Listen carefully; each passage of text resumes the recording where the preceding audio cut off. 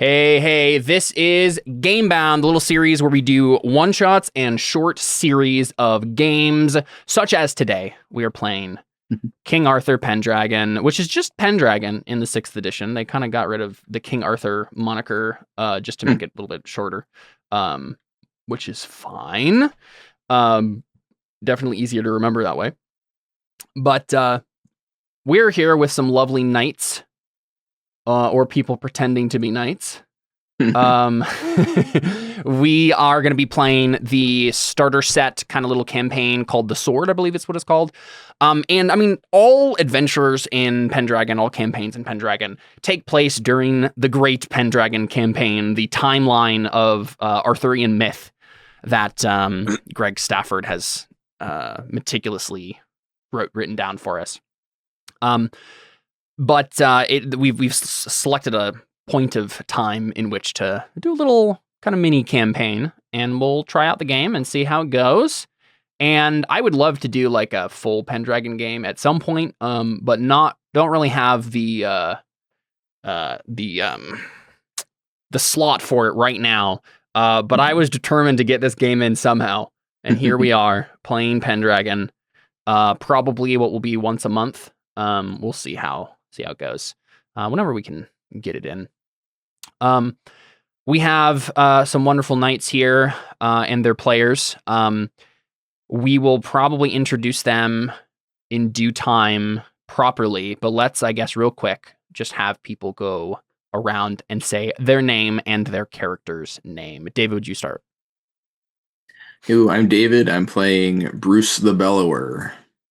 So he's a big old boy. One thing, I put the heraldry in the little text box there, which was just copied over from the pre-gen and the flag that we chose. They also had a motto. I copied their motto in there for you. If you want to keep that motto, great. If you want to change it, you can change it. Where is this? In character, right below homeland and heraldry, and then motto. It's in the top. Personal data. Your motto is for God and St. George. I was looking for a picture when you said heraldry. No, yeah. It's just like the description of it, basically. God and St. George. Okay. Interesting. But yeah, you can change it if you want to, but I just wanted to draw your attention to that. Okay. Seth, what about you? I am Gareth. Very nice. My heraldry is Azure, 3 mullets of 8. My motto is by God's guiding light. Yep. We have wonderful little tokens for all of these guys. Here, I'll show them off on stream. There's Gareth, and here's Bruce the Bellower, using the pre-gen art from the starter set. But it was like such good art, and I was like, man, I don't want to waste this. I don't want to use this somehow. What about you, Amber? You playing? I'm Amber, and I am playing Lord Ray, or Raywin. Secretly a woman. Ah! Yeah. It'll be fun. I'm excited about your little. Also, your motto was vengeance. Yes, my motto was vengeance against. That was what the motto of the pre-gen character was. It was just vengeance. Yeah, simple, straight to the point. It works. Yeah. And then last but not least, Brian. Applaud, citizens! I am Carwin the Just. I'm a master of the horse and continue to breed them. Very good. Well, you unfortunately did not roll the magnificent saddle for your family heirloom to your chagrin. We established that for some reason they lose their magical powers when you trade them, so we can't trade. Well, it's about the renown. Yeah, I mean, I don't know. I feel like most legendary artifacts are supposed to have renown regardless of who has them, but that's whatever, I didn't write the rules. It's the way it works. Cool. So one of the things that we didn't do yet that I want to get done before we start into it properly, squires.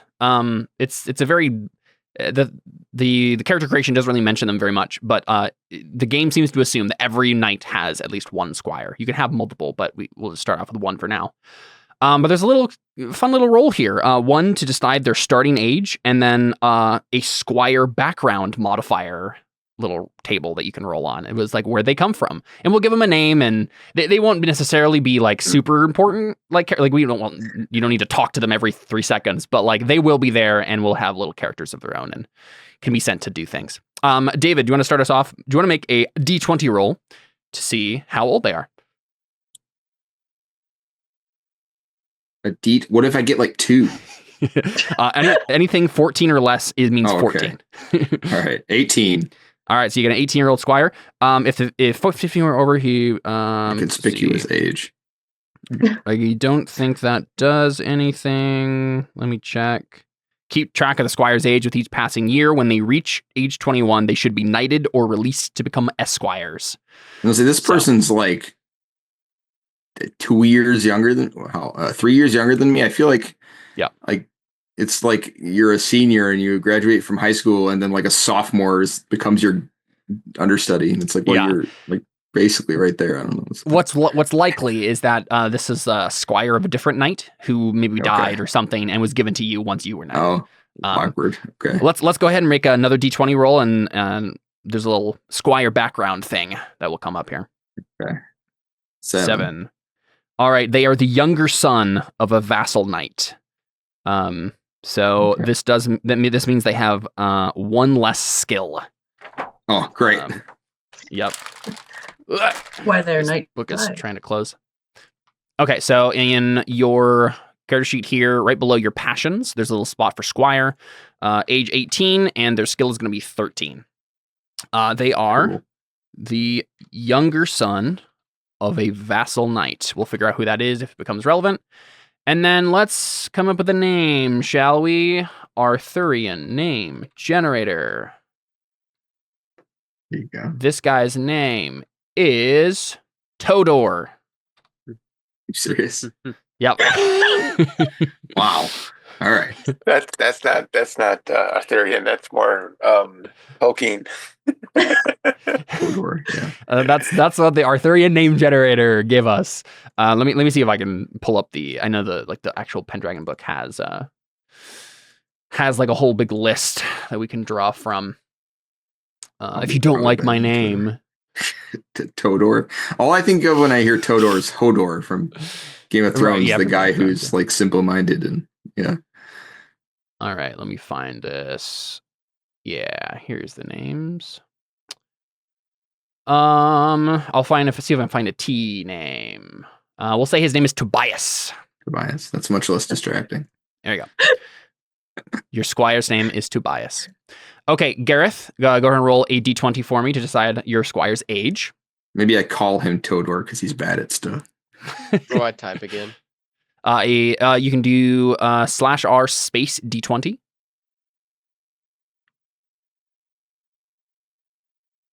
All right, so 14, you have a fresh squire.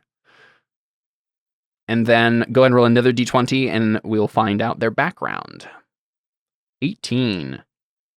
They are the heir of a vassal knight. Okay. Oh, that's weird because that one didn't give a gender like mine did. So do you have to roll for that then? The what? Mine had a son, so it implied a younger gender. Son. But heir doesn't. I mean, in this game, yeah. I mean, I think gender. it's just assuming, right? Like Okay. the default assumption in this game is male. Okay. Heir of a vassal knight. So will inherit. This does give you +2 to the squire skill. So your squire is 16 skill. He's way better than my squire, and he's like 6 years younger or something, 4 years younger. I don't know. That's ridiculous. And they actually have a 17 to knightly skills. Wow. That's disgusting. So any skills that are knightly, they're actually a 17. And Pretty sure that's better than most of us. Yeah, I'm pretty sure. Yeah, this is like insane. Yeah, this guy is like a like very like prominent heir of like a promising vassal knight. This guy is like he's only 14, but everyone knows he's going to be a hero, right? I don't even know if you're allowed to have. I think you can't have 17 starting, right? Like the max was 15 or 16. Because I'm pretty sure the oh okay, never mind. I put in 14 because that was the default in the pre-gen, but actually it says right here, Oh no, start with a 15. Yeah, I'm right. Wait.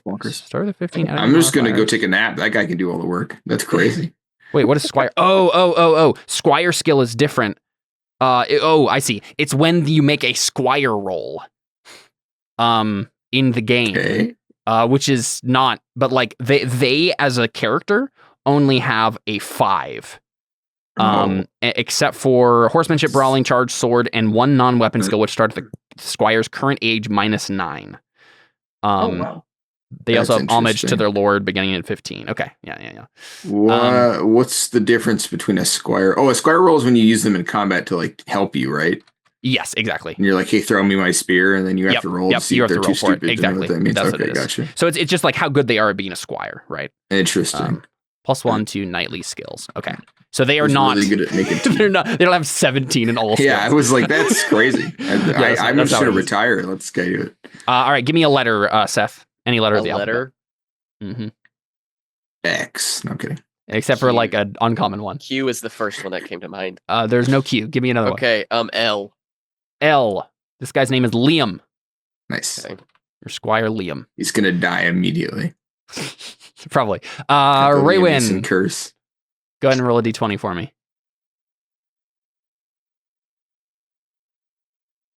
All right, so your Squire's also 14. Here's a question. Is this just a boy Squire? Or is this secretly your younger sister or something? do we want to throw that in? We can. Up to you. I Unless just they wanted were- to. Want to? I feel like it would probably make sense if it was a man, just because I'm still going undercover. But I was just curious if like this was the only person who knew your cover or something, right? oh, that would make sense. So it could be the only person who knows my cover. That could still be true even if it was a guy, though. That's if you true. wanted it to be. Yeah, it might honestly be helpful if it was a guy, even though they know my cover. I was almost wondering if they were like some sort of orphan that I picked up, and I'm like, I'm going to train you now. You're a Squire now. Yeah, Why okay. not? Everything else is a lie. This might as well be a lie too. Yeah. Love it. Okay, yeah, that's fine. Okay. Let's have it be So by Game Master Fiat, I can choose something like Child of a Commoner. There we go. In which case they have a -7 to their Squire skill. Wow. Rough. So that would mean it starts at 15. Actually, yeah. If it starts at 15, let me double check this. So yours would actually be How classes 14, Bruce, and Gareth would actually be 15, be 17. Okay. All right. So Ray, your skill with your Squire is 8. Yeah. 8, and they have -3 to all knightly skills. Oof. I love this. This is great, though. I assume you mean like as a modifier, not total, right? As a modifier. Okay. Yes. I was like, if their total is -3, then they auto fail by -3 every time. I don't understand. Automatically critical fumble every time. Oh gosh. Yeah, Child of a Commoner. All right, cool. Give me a letter, Amber. Oh, A common letter. it's not common? Oh, sorry. I didn't realize. I thought you were saying O as in like, oh, let me think about it. Yeah. The letter O. I thought that too until she said it 2 more times, and I was like, oh, that's just what she said. Yeah. All right, his name is Owen. Okay. There you go. And last but not least, roll a d20, Carwin. Just slash RD20. Indeed. /R space a d20. Yep. All right, so they are 15 years old. And then you go roll another d20 for me. Oh, you already put that in there. Yeah. I was working. I'm trying to make it easier on you. I'm on it. Okay. Another D20? Yep. 16. Okay, that is another heir of a vassal knight. All right, which means they get +2 to their Squire skill, so 17, and +1 to knightly skills. Very good. And give me a common letter, Brian.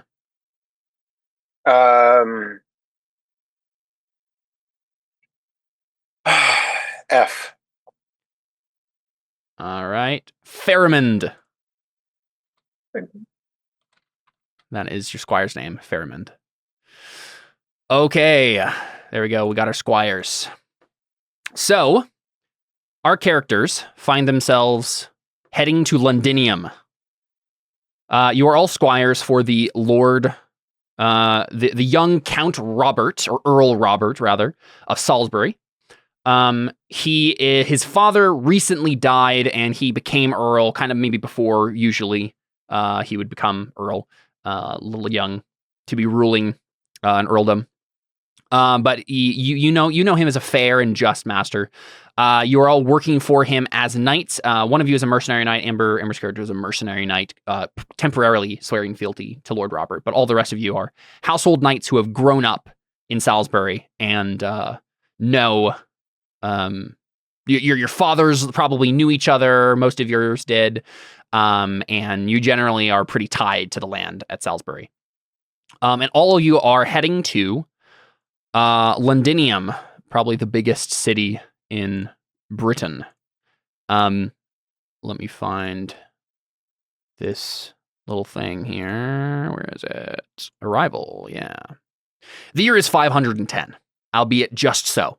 The ninth day of January, to be precise.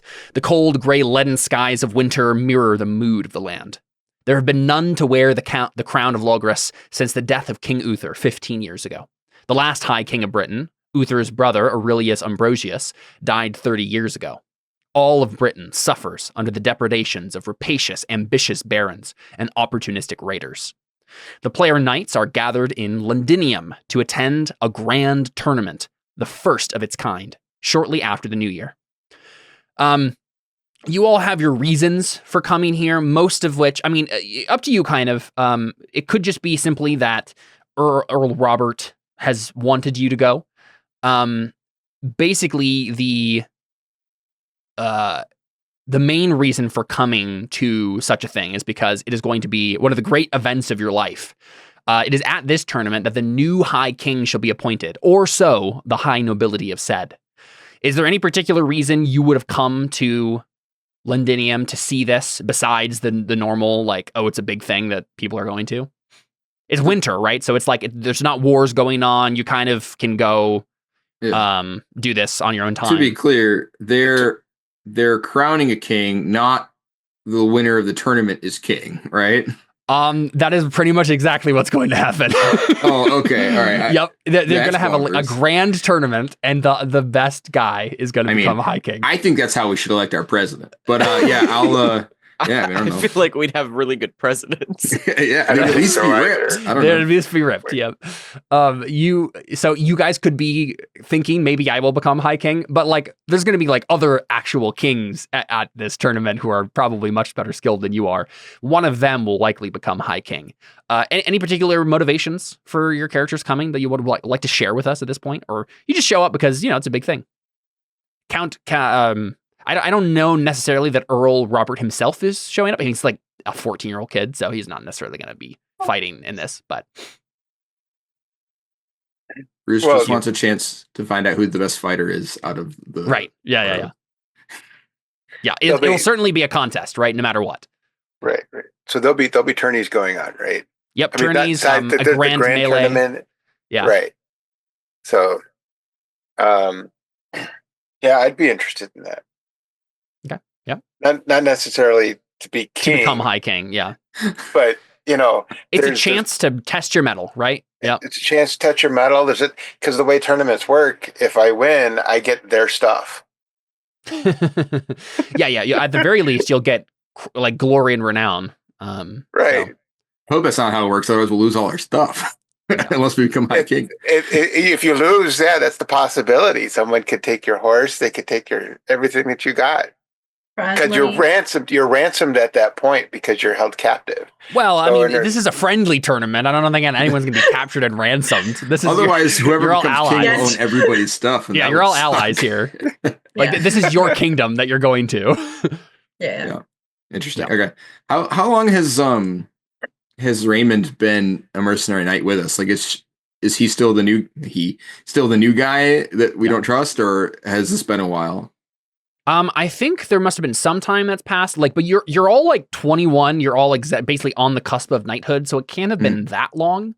Kind of up to you, Amber, if Ray would have like been a like quote unquote a squire with Lord Robert for any length of time before being knighted, or if you just showed up one day pretending to be a knight.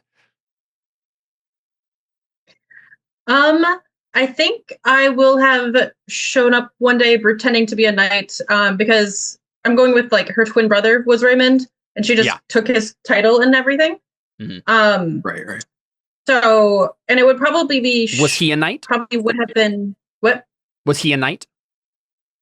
I'm gonna say yes, just for ease. Yeah, so you're basically pretending to be him, and so the glory on your sheet is actually his glory. Yeah, okay. Yeah. And I probably would have shown up to Salisbury shortly after Robert's father died, just to be like, hey, he's a new guy. He doesn't know me. I could get hired easily. Yeah. And so then if that's what you did, you would have been younger. His father died not like little while ago, like long enough that you would have still been in the squire years. But if you wanted to show up, you probably would have shown up last year, basically. Okay. Yeah, that works. Okay. Yeah. And then going to this tournament, it's like, what can I figure out about King Lot? Is he going to be there? He will likely definitely be there. Yeah. Everyone's going, right? Like if everyone in Britain who wants to become High King is going, right?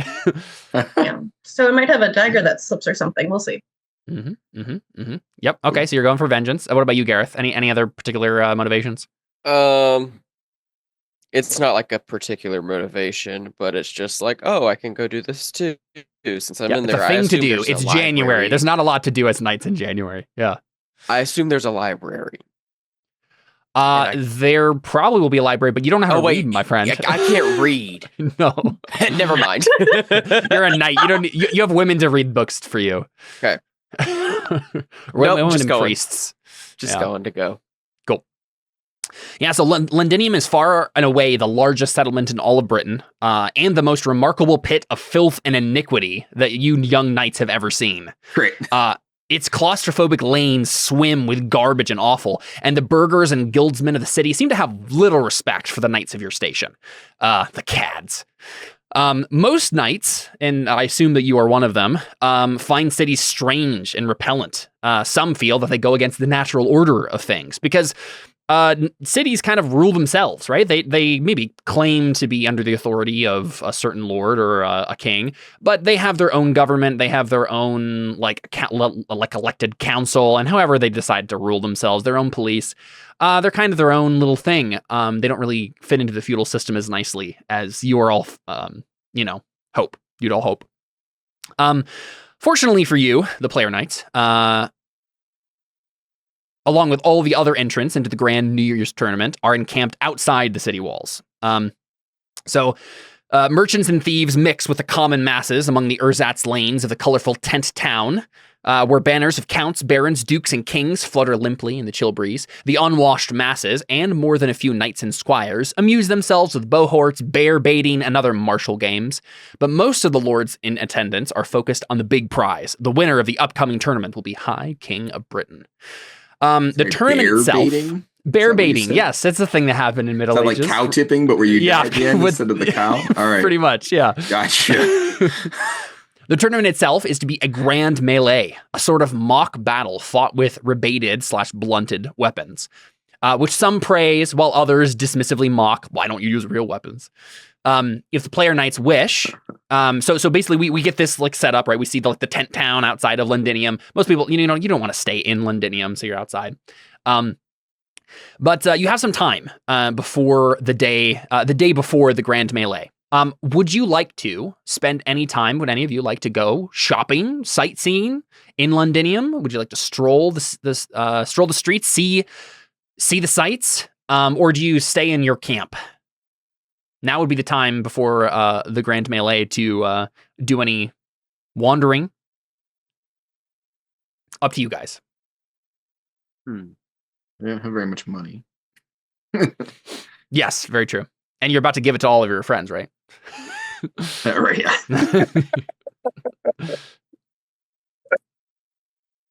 I wouldn't mind checking out the stables.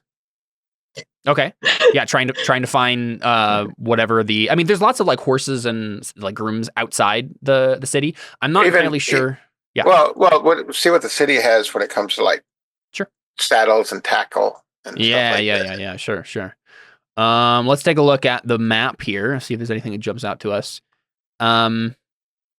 Nothing that I see jump out immediately as in terms of like the points of interest, but certainly there would be at least a shop, some sort of saddlery, leatherworker, whatever.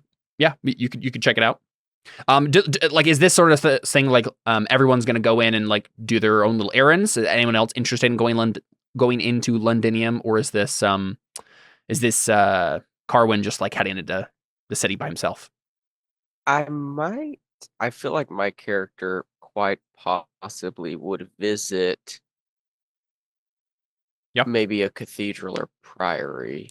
Certainly. Yep. There is what is it? St. Paul's Cathedral. There's a few. The massive Roman basilica to make it easy. Yep. Sure. Okay, so you're gonna check out the cathedral. Anyone else? Ray would try to like travel the streets to find like the best escape route.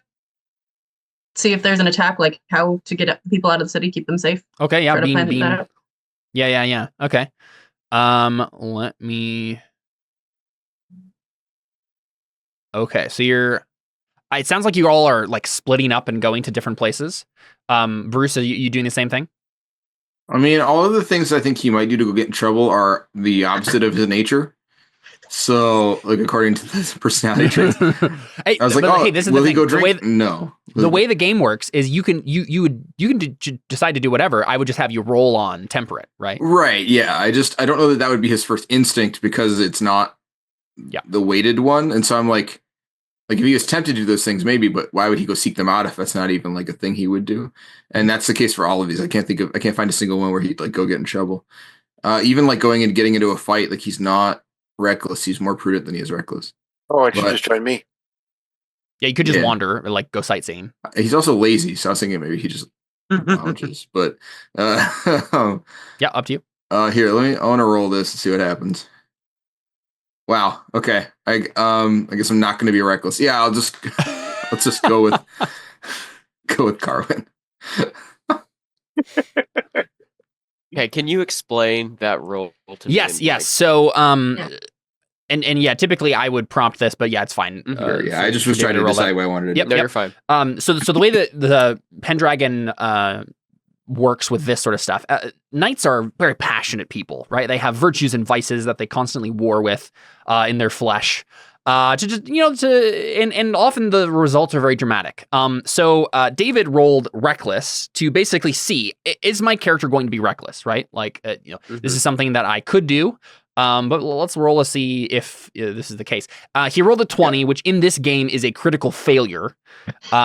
So fumbling on a passion roll basically means you like do the exact opposite, as far as I remember. Yeah. Let me pull this up real quick. Probably the most opposite you can get, right? Yeah, let's take a look. So you're passion. No, that's not passion. It's a trait. Extremely prudent actions yeah. are undertaken. Trait roll results. Okay, so critical failure, a fumble. The character is moved by and acts strongly in accordance with the opposing trait, and you gain a check to it. Yeah, so go ahead and check it. Call for it, so I can ignore it. We can ignore that if you want. No, that's fine. Yeah, you were trying to decide what your character was going to do, and that's fine with me. So this is one of the ways that you get experience on your character, like how you advance things, is whenever something like this, usually it's on like a critical, or like if you act in a certain way on your own volition, I can usually say like, oh yeah, you're acting very valorous right now. Go ahead and take a check. And there's little check boxes next to all of your stuff. When you have a check, when you take a check, you would go ahead and check that box. And then that stays there until the end of the year, the winter phase, where we basically figure out, okay, did that check turn into actual change? And then we'd roll on that thing. And if you I can't remember, I don't remember exactly what result you have to get to. I think it may be over the thing. Yeah, I think if you roll over it goes up, because then the higher you are, the harder it is to improve. Yeah. And then if that succeeds, then you would change your number. Change 2 numbers because the right, exactly, for the traits trait because they're opposite. Yeah, exactly. right. Yeah, this just also works that way with skills. Yeah. Yep. The game master may grant a relevant +5 modifier to a subsequent skill or passion roll. But yes, go ahead and take a check on your temperate, whatever the opposite of reckless prudent. is. Prudent. Sorry. Yep. And you act very prudent, so you're gonna not go off by yourself. You're staying with Carwin. All right. It's gonna be super boring. Yep. All right, sounds good. Yeah, so we see the group of you kind of, and you're all from like Salisbury, so your tents would be next to each other, right? Sure.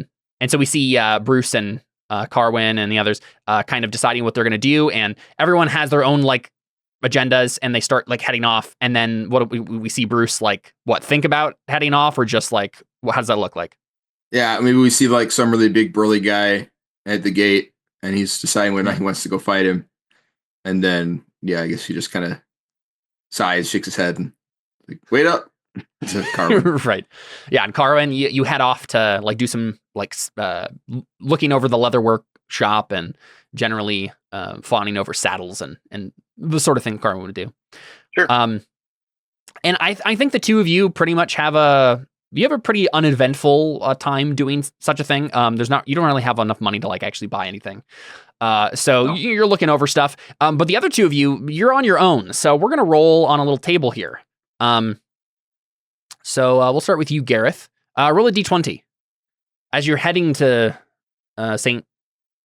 Paul's, something happens in Londinium. A stranger hosts you, free food and good cheer for the day. Wow. Yeah. So I think, Gareth, we follow you first, and you make your way to St. Paul's Cathedral, right? Giant Roman basilica left over from the Roman Empire. And in front of St. Paul's is, in the courtyard outside, a remarkable sight. And you may have heard of this before, Gareth. There's a sword driven into an iron anvil set atop a rock. The rock bears an inscription, but you can't read it. If you would like to make a intrigue roll for me, you can recall what it says. Go ahead and click on intrigue. I assume like no modifiers usually. Yes, I will prompt you for a modifier. Yeah. Okay. Oh, another fumble. Oh, this is going to be a great day. I don't know nothing. Yes, you completely ignore this, Gareth. You barely pay attention to it. You know nothing at all about the... This is like this is a big mistake for like who I want my character to be. I know. This is the sword and the stone, and you basically don't pay any attention to it. So I think what happens, right, is you just get distracted by this kind city woman who sees you in your dashing armor and comes over to you and basically says, Sir Knight. And like you get distracted. She's a very beautiful maiden. So can I make a roll? Well, to see what I would do. Yeah, sure. Okay. Would you want to roll on your? Well, so let's play out the scene just slightly. Like, it'll be clear what she's going to ask of you in a second. Okay. Right? What would be your initial response? I'd be like, "Hello, who are you?" Oh, I'm no one.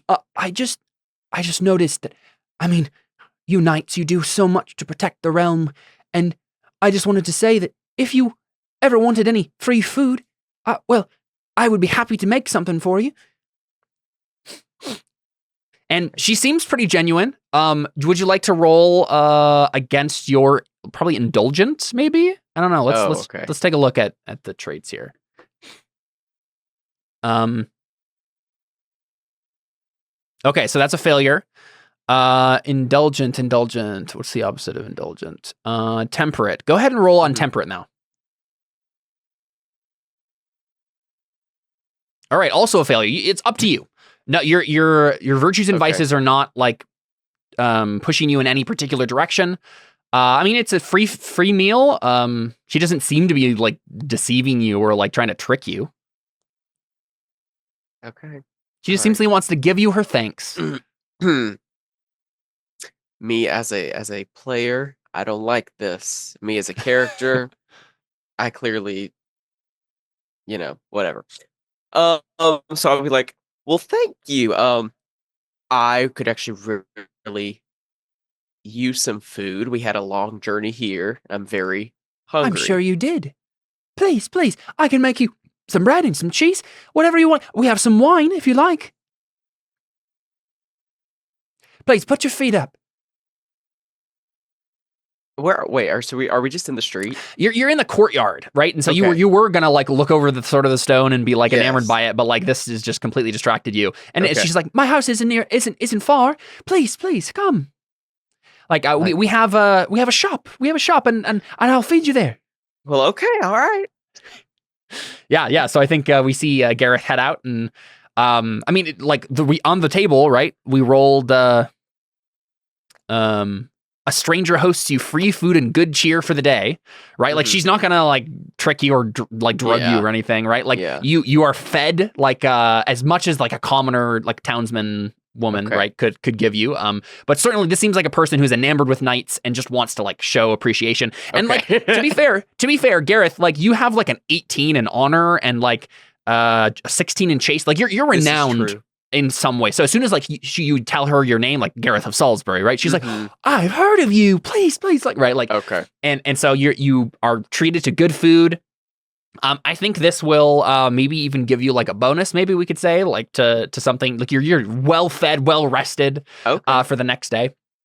I do think that there comes a moment though, where it's this woman doesn't seem to have a husband.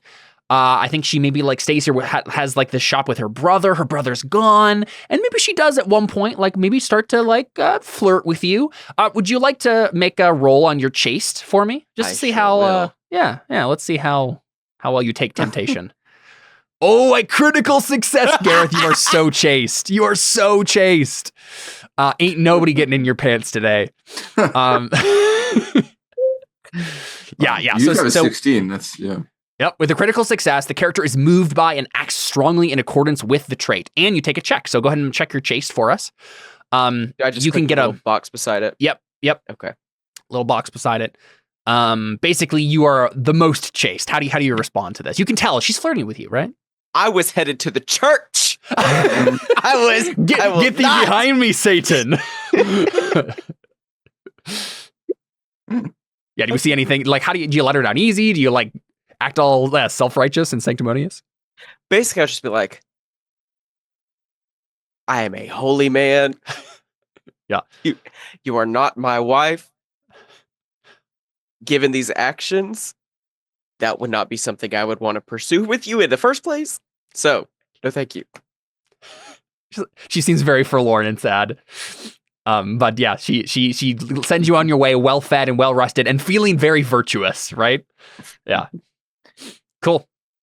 Amber, so you are also headed off to do some reconnaissance. Do you want to make an intrigue test for me? We'll see how well you kind of like take stock of the city.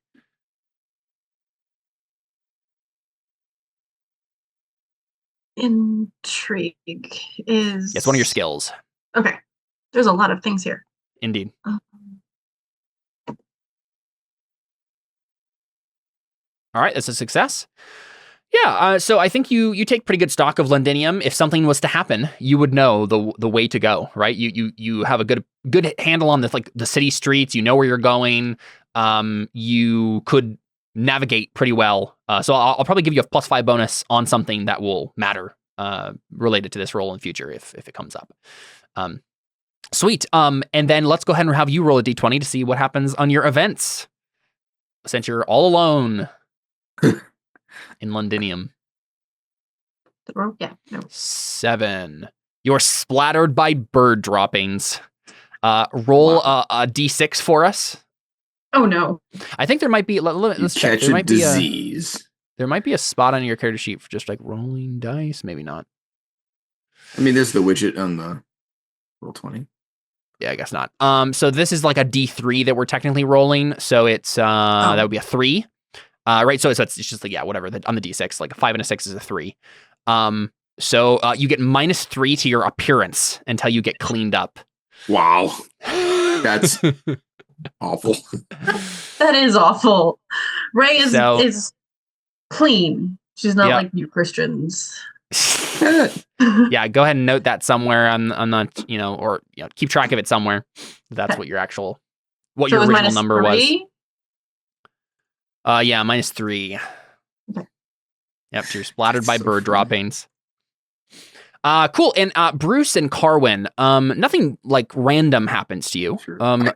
Real quick, in case it changes, I realized my best and like only really good weapon skill is for a weapon you don't get at the beginning.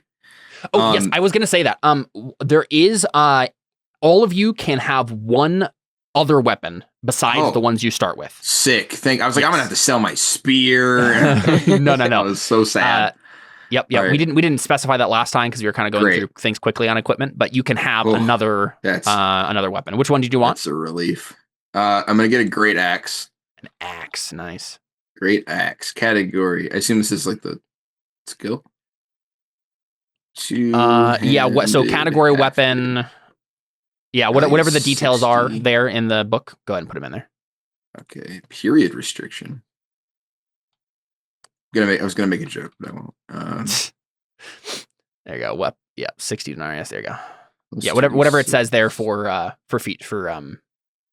features or whatever. Right. Sweet, and then we can put in. So it gives you a plus 2d6 on your attack. Yeah, and nice. I mean, it looks like a lot of the weapons do that. What? Like two-handed hafted Cuddles do that. The skill. Francisco does. Francisco. I don't know what that is. Great axe, great mace. 7d6. Oh my gosh, dude. Yeah, I'm a big boy. That's also, so much axes damage. can strike over and through shields with greater impact. So when an opponent is struck with an axe, but is able to use their shield, the shield blocks 1d6, but no more than its maximum protection value. Cool. A roll of 1 means it breaks. Good against shields. Cool. I'll look that up again when I need it. Yep. All right. Very nice. All right. Yeah, you can have your great axe. And if any of the rest of you would like other substandard, other non-standard weapon, rather, you may let me know and we can put it in your sheet. But you don't have to necessarily worry about it now. If it comes up later, you can feel free to add it. But yes, Carwin and Bruce, as you are wandering, looking at the markets and finding the leather workers shop and whatever, nothing random happens to you because you're sticking together, making sure you and your squires are making sure. So nothing out of the ordinary, nothing random that would maybe be possibly negative. But you do see, let's see, which one of you has a good spiritual of the two? I think spiritual what? I have 12. Never mind. You have a 12. Okay. Spiritual trait? Oh, 14. Nice. Okay. Yeah. Oh, I see what this is saying now. Yeah. You, Carwin, as you were heading back from the leatherworker's shop, you catch sight of a strange figure moving through the crowd in Londinium. An aged, haggard-looking man in a flowing, tattered robe, a crazy twinkling in his eye. Surely it must be the magician Merlin. What is he doing here? Would you like to make... Yeah, would you like to roll against your trusting/suspicious, whichever one you would like to roll on first? What are those values for you? My suspicious is 11. My trusting is a 9. Trusting 9. Okay, so you will get real quick. You get -5 +5 to this. Does that change? Which does that change? Which one is your highest? So -5 to trusting, +5 to suspicious. Oh, so my suspicious then would go to a 16. Okay, go ahead and roll that as a 16. Like give out a +5 there. Okay, how does that roll? So I think you can click on it and then just add the modifier. It asks you. Yeah. Oh, I think it just asks you. Yeah. Okay, so I'm going to roll suspicious +5 and modifier 5 and submit. All right, so a failure. Go ahead and roll on trusting then. Trusting -5. -5. Yep. Submit. Also a failure. Okay, totally up to you. You have heard both stories about Merlin. Some say that he is the last of the old druids, and though his ways are often inscrutable, he has Britain's best interests at heart. You've also heard that he is a literal spawn of the devil, and that it was through his machinations and schemes that the good King Uther met his doom. up to you which one you would like to believe. You're not particularly drawn to either story based on your traits there. Gotcha.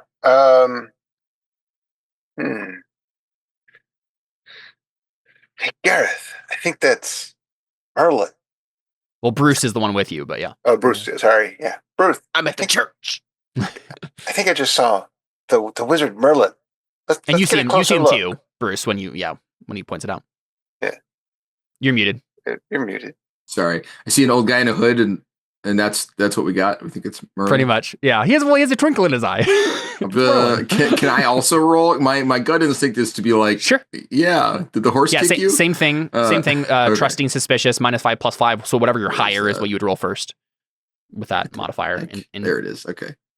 They're the same. So whatever. This rolls suspicious. So then suspicious, with +5. +5. Don't be suspicious. Don't be suspicious. All right. Yep. So you hear, you have only heard that he's a literal spawn of the devil, and it was through his machinations and schemes that the good King Uther met his doom. Okay. Yeah, so Carver was like, let's get closer. And you're like, Yeah, so then, I get all, like, sketched out, and I'm like, should we call the guards? Maybe we should just kill him ourselves. Wait, no, I forgot. I'm super prudent. We should call the guards. And then I'm looking around for guards. Guards. Hey, buddy. You have anything to say about this, Carwin? Yeah. No. Wait. Let's see if we can get something out of it. What do you mean? He's the spawn of the devil. What are we going to get out of it? Glory. What? That seems like a bad idea. We should let the guards take care of him. Are we not knights of the realm? I don't think accosting an old man is. It's not an old man. It's Merlin. Yeah, he'll probably turn us into chickens if he can take down King Uther. I don't think we'll be a problem. Let's just get closer to confirm it, whether it's him or not. Yeah, and Carwin, as you turn, he's gone. Ooh, he's vanished into the crowd. You don't know where he went. Yep. And I think we pass away. Yeah, we pass away from the scene there, and we just got a little vignette there of what people are doing in the city, and we move on to the next day. Sorry. So there goes our chance to be cursed by Merlin. Yeah, you were never gonna have a chance. You saw Merlin and it disappeared. Yeah. Scripted events and all. So now it is the morning of the tournament. The melee field is staked out and occupies several acres between Newgate and Ludgate, with Watling Street and Fleet Street marking the respective northern and southern boundaries. I believe this is number 7. Yeah, so like right over here. Yeah. Okay. All participating knights are divided up into teams, denoted by a red or blue cloth tied around the right arm. Sick. All of you, so we see all of you in your armaments, ready to go. You all are given a blue cloth. Yes, Ray. Since it's the next day, can I be clean? What would you have done to? Yeah, how would you have tried to clean yourself? There's a big old. There's river. a whole river. There's a river. Yeah. I can wash it off. I feel like there might be a roll here. There should be a roll here. There's also these smaller. I assume these are like little moats. The main thing is Londinium is a very dirty place. So let's. Well, yeah, but dirty water's better than poop. Well, you got to remember the water was used for waste. Poop water. Well, sure, but I mean, not all of it. Surely they got to drink something. You just go to whatever that is and just scoop your hands in there. No, you drink wine. You don't drink water. Yeah. I'm trying to decide what this would be. It a well or something. Let's have you roll. Sarah Well. Let's have you roll for your squire. Because I think that's what's that. Because your commoner squire who's not very good at this. It's up to whether he can get the polish back into the armor or not, right? So then I subtract 3 for the modifier. No, so you don't worry about that. That's for if he has to roll his own skills at any point. Just click the little D20 next to it. Yeah, perfect. Okay, so it's a failure. The bird poop is still on your armor. He spreads it around. and that's what we see, right? It's really his fault. It's like you're having to rely on a squire who does not really know what he's doing, and he just says, "I'm so sorry, man. I'm so sorry," or "I'm sorry. I mean, sorry, sir." Yeah, exactly. Oh yeah, he knows, right? I forgot we talked about that. Yeah, exactly. He's frazzled. So you still have a -3 to your appearance. All right, cool. So you guys are getting outfitted with your blue cloths. You're on the blue team, and you're gonna ride with King Leodegrance. Same team. Yes, and you're gonna ride with King Leodegrance of Cameliard. Oh man, I do not know how to say these words. That's what it's spelled like. Brian, you have any input on how that's pronounced? Cameliard? Cameliard, yeah, maybe. Yeah. So as a reminder, like there's a bunch of kings in England. There's a bunch of kings in Britain. It's just we need a high king, right? Right. So King Leodegrance is king of Cameliard. And he's high princes. Why not kings and high kings? Exactly. He's the leader of your team. And let's see here. You guys are going to be in a convoy together, in a squad together. And we're going to do a battle. So we're not going to do like a lot of the procedure for this battle is going to be like chosen for us so we can get smoother into a battle like quickly for tutorial's sake. Usually the procedure for running a tournament melee is broadly the same as a regular mass battle, but for now, follow the guidelines below for the group's first taste of battle. Battles are run as a series of discrete encounters corresponding to the battle's turns. The longer the battle lasts, the more encounters the knights may fight, although the player knights do not yet know it. Never mind, I'm not going to read that. Okay. What do we know? Sorry, what was that? Nothing. Whether battle or tournament, knights ride and fight in units called conroys, which consists of 5 to 15 knights plus your squires. King Leodegrance himself leads the player knights conroy, just one of the many making up blue team. So we're going to now generate a morale score for your conroy. Now the way this works, this is like why you guys are fighting. You choose like a reason, from one of your passions, why you guys are fighting, and that will generate your morale. Now all of you need to choose a passion within the same court. There are 4 different courts. The likely one is one of your like homage or fealty passions. Lord is the highest one. Yeah, so like homage for Lord is an easy one. It could also be like devotion or honor, something like that, right? So let me double check real quick what I'm just gonna bring this up so I know which ones are in which court. But the way it works is all of you can select the same one, and if you do, you get a +5 to your final morale score. But the actual score being generated is the average of all of your guys's passions, the ones you choose. So it could work better to choose different ones depending on like your scores. Right. Let's find out which one we're going to choose here. I think honor makes the most sense for what I was saying earlier of just like it could be being cool. Honor too. Honor, yeah. My honor is Lord and homage are both 15. Yeah, I think that's how they're set at the beginning, so it's probably the case for everybody. Let me double check. My honor is which 18. court? Dang. That's in. Nice. Show off. Oh, weird. All passions save honor are grouped into one of the 4 courts. So yeah, honor is just. It doesn't matter for the purposes of that. Yeah. But yeah, honor makes sense. Yeah, the honor of being a knight, right? So all of you have a pretty good honor, right? It's all 15, or at least all 15, except for Gareth, who has like an 18 in it. Yeah. Which means, let's see, what's the average of so what, 15 and 18 times 3 plus 18 divided by 4, 15. I think it rounds down, so it's still 15. But you will get a +5 for all choosing the same one. Did I say +5? What was? Yeah, I think so. I think it is +5. Let me check though. Yeah, add 5. Okay, yeah, so your morale is 20. Good job. Nice.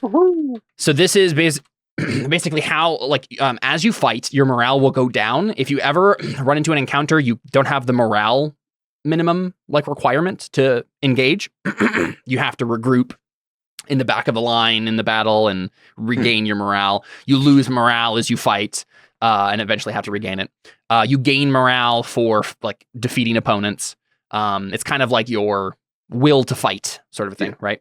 Neat. So that's easy to generate there. So that's we got a 20 for morale. Let's see. Yeah. So with a great fanfare of trumpets sounded from the city walls, the two sides ride forth onto the field.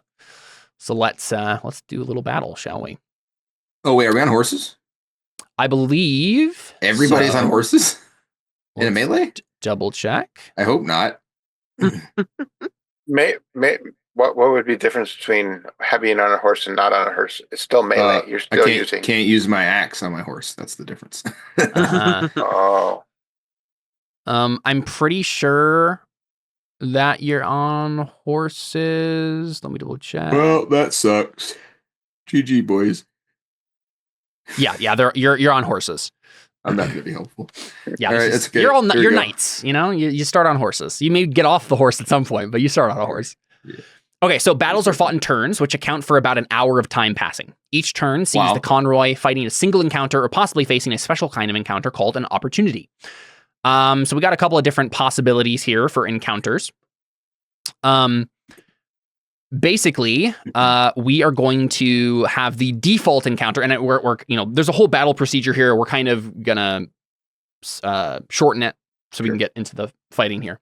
But I as the game master, choose what the default encounter for the round for the turn is. And the default encounter, right, the most obvious, like, least resistance that your conroy is being pushed to fight is a group of knights from Gore, which is a northern kingdom. They're tough knights from the north. But if you would like to change the encounter you're doing, we can make a roll here. So nearby is also a large conroy of knights from another northern kingdom called Lothian. None other than the fearsome King Lot himself leads this group of hardened knights.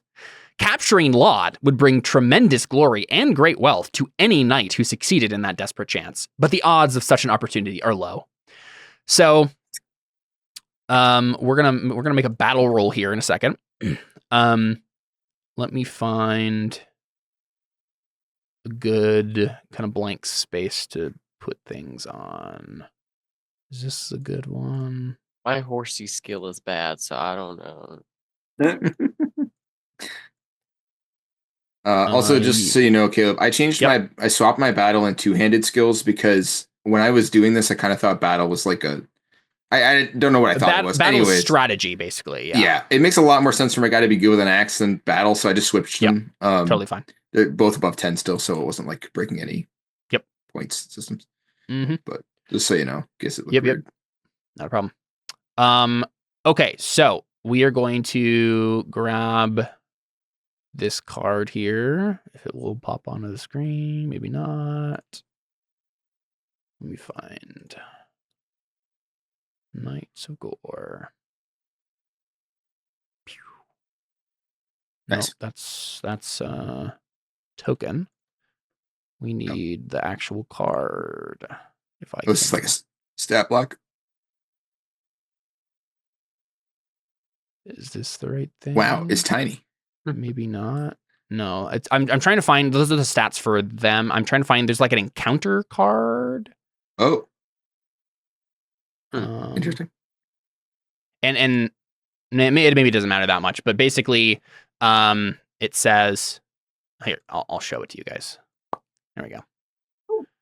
Stern men from the kingdom of Gore, far to the north. These knights may look a bit archaic, but they fight as well as any knights. There are as many Knights of Gore as there are player knights. The knights may countercharge. The morale minimum is 13. Basically, we would place this out on the field and be like, here's the encounter. And now, you guys have the chance to change the default encounter by rolling your battle skill. If any player knight succeeds, tell the group that there is now a possibility that you could fight the other knights, right? So basically, up to you guys if you would like to even try this. But I think it's implying that anyone who would like to try to attempt their battle score, their battle skill, can do so to try to change which group of knights you want to fight. I assume that Amber's character would want to fight them. That is a failure. Yep. So you're not able to push the Conroy, in a good enough position to get there. Anyone else who would like to try? Are we fighting these tin cans, or do we want to go for the gold? Yeah, because you guys see that. Like, it is a good prize to try to go for the king, right? Yeah. I'm signating character to see if I'm even going to bother rolling. For Lord Robert, I think we could go after that. Let's go after King Lot. She says hey, there we go. So let's have everybody roll, because if you get a critical success, there's a different result that can happen. Oh, and you also get checks and stuff. Yeah. Yep. So Gareth and nice. Oh, Carwin, nice job! You did it. Whoa! I was not expecting this. Nice. Okay, awesome. I didn't see as well. Sick. Okay, so yeah, that's wild. Amazing. Okay, the fun thing about this is, if a player knight rolls a critical success, that allows the character a check onto your skill. So Brian, check battle. And it also generates what's called an opportunity. In this case, the chance of going after King Lot and his bodyguard. So the only way this was possible is with this critical success. Amazing. So you can fight the enemy commander instead. So basically, instead of just having a normal fight against the Knights of Lothian, right? You can go straight for the enemy commander. Sick. Is this what we want to do? Oh yeah. Yes. Nice. All right. So as a reminder, you guys are fighting with rebated weapons. So you have like blunted weapons that aren't gonna like cut as easily. That means they're gonna send us money back in the mail form, right? No.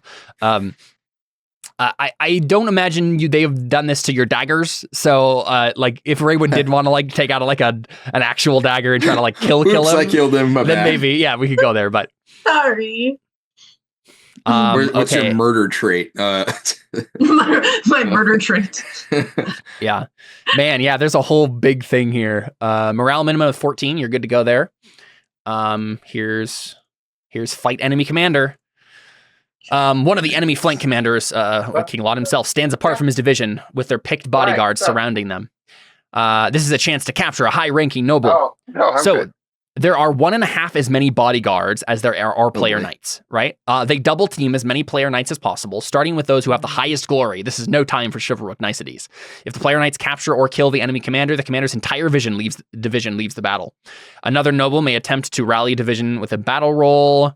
That doesn't matter. If his roll fails, the minimum roll is reduced by 5, and morale loss reduced by 2 for all encounters for the rest of the battle. To fight the commander, each player knight must first defeat their own opponent. So you'll have to like fight his bodyguards, and then if you defeat one of his bodyguards, you'll have like an opening to go after him. All knights of the Conroy who did not kill or capture the commander still gain plus 50 glory and earn 5 libra of loot. You get money just for attacking the guy. That's sick. Yeah. Chink his armor off and sell it. Yeah. Okay.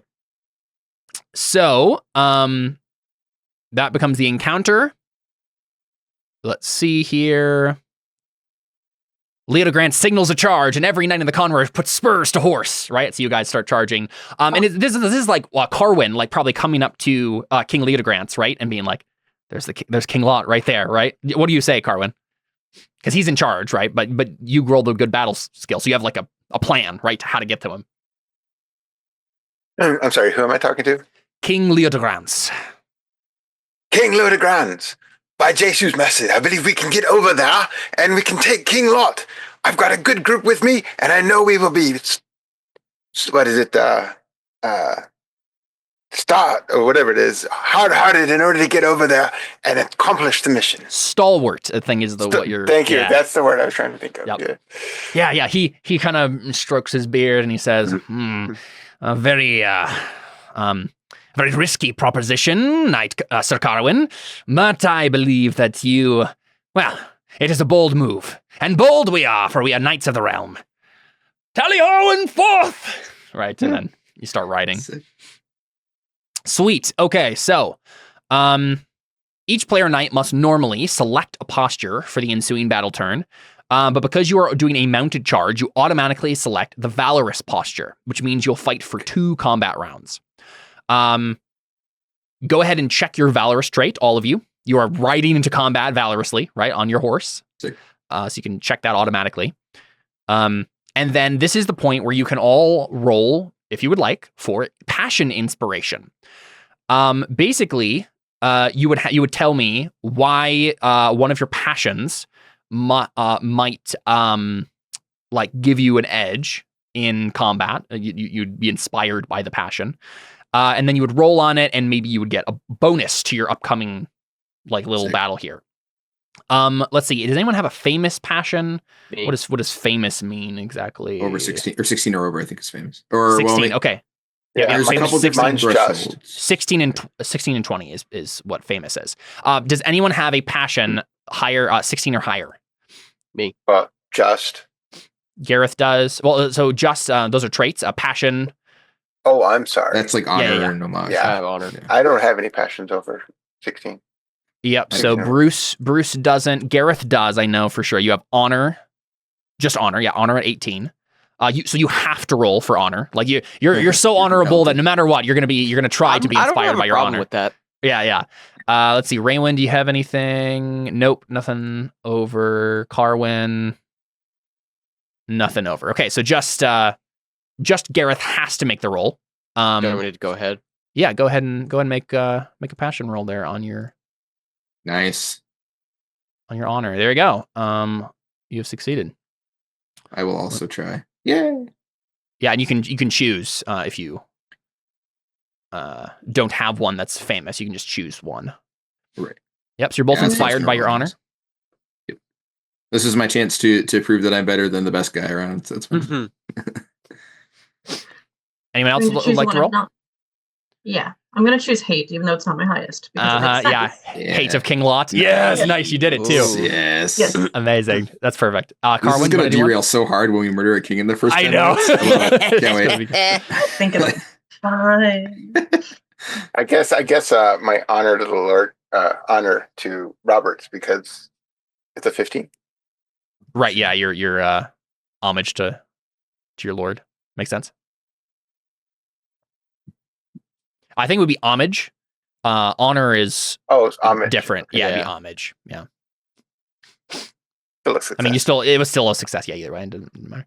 All right. Also, all of you got regular successes, which means you gain a check to your passion. So go ahead and do that now. You'd only have one check at a time. So if you've already had it checked, then you're out of luck. But you are now inspired. You get a temporary +5 bonus to a single skill or trait chosen by you while the situation persists. So while you are in this fight against King Lot, you get a +5 to your chosen skill. So an easy one would be, sword or whatever. Your primary weapon skill. But yeah, you can choose that now. So that would be better than horsemanship? Good question. Because my sword is high, but my horsemanship is not. Yeah, that's a good question because I think maybe it might be charge. Because for battle here, you have to mounted charge. You have to do the mounted charge action. Yeah. In which case, I believe that charge is what you're rolling. I would assume so. It'd be very strange if it wasn't. Uh-huh. That's also the skill used for lance weapon, which I assume is what we're all using. Yeah, it's always a mounted lance charge. Yep, so it'd be you roll charge. So if you want that to be like you will do another round of combat, so you might get off your horse or like grab your sword out or whatever. But if you want to be like my first charge is what like I'm being inspired to do, then charge would be a good one to choose. But yeah, Bruce might want to choose his axe if he was planning on taking his axe out after the lance charge. Here's my question: your weapon skills, and I assume charge counts, are limited by your horsemanship skill. They can't be higher than that. Does that include modifiers? I assume not. No, I don't think it. Okay, my charge is higher than my horsemanship. Right, your horsemanship limits the skill. That's why I was wondering if it would limit the bonus. Horsemanship can be lower than charge, but charge can't be lower Or basically, if your horsemanship is 10 and your charge is 15, your charge becomes 10 because your horsemanship is low. When you're on a horse, your horsemanship caps your skill. Where is that? My horsemanship is I don't know. I just read it somewhere. This is a big book. I don't remember. Charge. No, maybe not. Where's the horsemanship bit? And then my question is, so these modifiers are for the bodyguards we're facing only, because it's only 2. Say again? So we're facing the bodyguards. So whatever the modifier we're adding, it's only for that battle with bodyguards. No, it will be this entire encounter. You're inspired enough past that point. So, for example, if your plan is to go as quickly as you can to King Lot and stab him with like a non-blunted weapon, then I would choose maybe dagger or something, right? Like whatever. Okay, but dagger is not one of them. So would it be sword or thrown weapon? Oh, is dagger not a skill? I think it should be. What does it say on your guys' character sheet for dagger? Battle, bow, brawling, charge, crossbow. Brawling. It would be brawling. Yeah. Okay, that's what it is. Okay. Also, I guess I just read that if you're charging with a long weapon against an opponent without a long weapon, you get +5. So they will get a +5 against you if you use a weapon that isn't lance. Just so you know. So it would be, she's going to use a lance first, obviously. Everyone's okay, sorry. I guess I just... But her plan is to get to King Lot as quickly as possible and stab him, so... Right. That's what she cares about, getting a +5 to, yeah. Yes, you're right, David. There's a rule called horsemanship limitation. While you are riding, no matter what, it automatically, your horsemanship caps what the skill can be. So basically, it doesn't mean you can't have the skill at that, Seth. It just means that when you swing your weapon from the horse, it's when you're on a horse that caps it. Yeah. There will be a minus to go down to where your charge is, right? So the most beneficial. Wait. So basically, like, when you're on a horse, all your weapon skills are 8 because that's your horse skill. Yep. Right. Yeah. No matter what weapon you're using. Yeah. So it would be most beneficial for me to just put the 5 into horsemanship. You could, I guess. Yeah. Well, I think as long as the modifier, as long as the modifier is allowed to break that rule, it wouldn't matter. I'm pretty sure. Because if you put it on your weapon skill, it would go to the. Oh, that's true. That's 13, true. And you put it on horsemanship, you just get your rest of it. You are right, though, Seth. Like if you did it on your horsemanship, the entire time, all your weapon skills would be whatever they actually are, unless they're higher. Yeah. They'd be capped at 13 instead. Yeah. Yeah. Exactly. Yeah. So you could do that, and all your weapons would be changed for the remainder of the combat. This lasts the whole combat? Yeah, it's the situation. Oh, gross. Okay. I will do that, probably. Yeah. No, it's a fair option to choose. But yes, let's make sure we write this down so we remember. So Seth, yours is to horsemanship you're gonna do? +5 horsemanship. What about you, Bruce?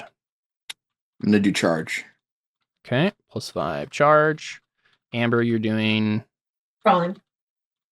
Raymond is doing +5 brawling. And Carwin? Part of the debate. I have a horsemanship of 16, sword of 14, and a charge of 12. Nice. So I would just I'm thinking charge. Seems like Yeah, that was my thought too. Whatever's lowest, right? All right, there you go. That's also why I put mine on charge, because mine's only 10. Alrighty. Sick. So combat is joined. We are. Yes. So they are fighting. There are, what did it say? 1.5. Yeah. The amount of them. So they have 6. Let me find this. Because we have 4. It was 1.5. Yeah, I'm trying to. Yeah, here we go. Fighting. And they double team whoever's got the highest glory. Yeah, they double team as many player knights as possible, starting with those who have the highest glory. What's everybody's glory? Where is that? Total glory should be on your main character page. Right next to don't go to holdings. It's in the main character page. I changed. It's in other statistics below your characteristics. Current glory. Oh, I was looking for a G. Okay. 2035 for me. Anyone have higher than that? I'm looking. I don't know. Where'd you say Underneath Constitution and Strength and Dex. It is in character. Derived stats. Oh, Character- glory. 2, Yeah, 3, oh. 80. 2380. Okay, Gareth has the highest so far. Anyone else have? 2100. Okay, does anyone have higher than 2,380? I'm still lost. Sorry, y'all. you're Can you good. find your characteristics at the top of your character sheet? Size, Dex, Strength, Okay. Constitution. Yeah. You see those? So Current underneath those, 2210. 2210. Yep. 2,210. Okay. It makes sense that Gareth is the highest because he has like a bunch of famous things, famous traits and passions and stuff. He's definitely the most famous of all of you. Cool. Yep. So they're gonna go after you first, and then probably Raymond. Your brother is famous enough that Nice. they're going after you. So since they have 6, those are the people they're gonna double team is Gareth and Raymond, and then the rest of you will just have to face 1. And the plan is to do 2 rounds of combat. You've done a valorous stance because you're charging, and so the way this works is we'll do 2 combat rounds. If any of you manage to defeat all of your opponents by the first round, by the end of the first round, then the second round you'll be able to go after King Lot. Is that even possible? I mean, yeah, like Pendragon people die pretty easily. Well, so. right, but like some of us are fighting 2 people. Can you kill 2 people in 1 round? I don't know. I don't think it's Maybe possible. Probably not. I will, I'll bend the rules here. If the actual battle rules say that you can change your stance. Sure. Raywin, if you would like to do reckless stance instead to give you an extra round so you can fight more, I'd be fine with that. That'd be cool. Sure. Also, I assume that it means like, like say I'm fighting one guy. If I beat him, I can go to the king. It's not like everybody has to beat all their guys, right? I think everyone does. That would be a little weird. Why would the person fighting somebody else have any say no, over? it's just like David. Once yours is defeated, you can go to the king because you're no longer active. Like nobody's That's what I stopping thought. you. Right. Yeah. Yeah. Did I imply differently? Well, I just heard all of them. I thought we had to beat all of the guards before we could touch the king. No. If any one of you defeats all of the opponents facing you. So it is possible, just not for the other 2.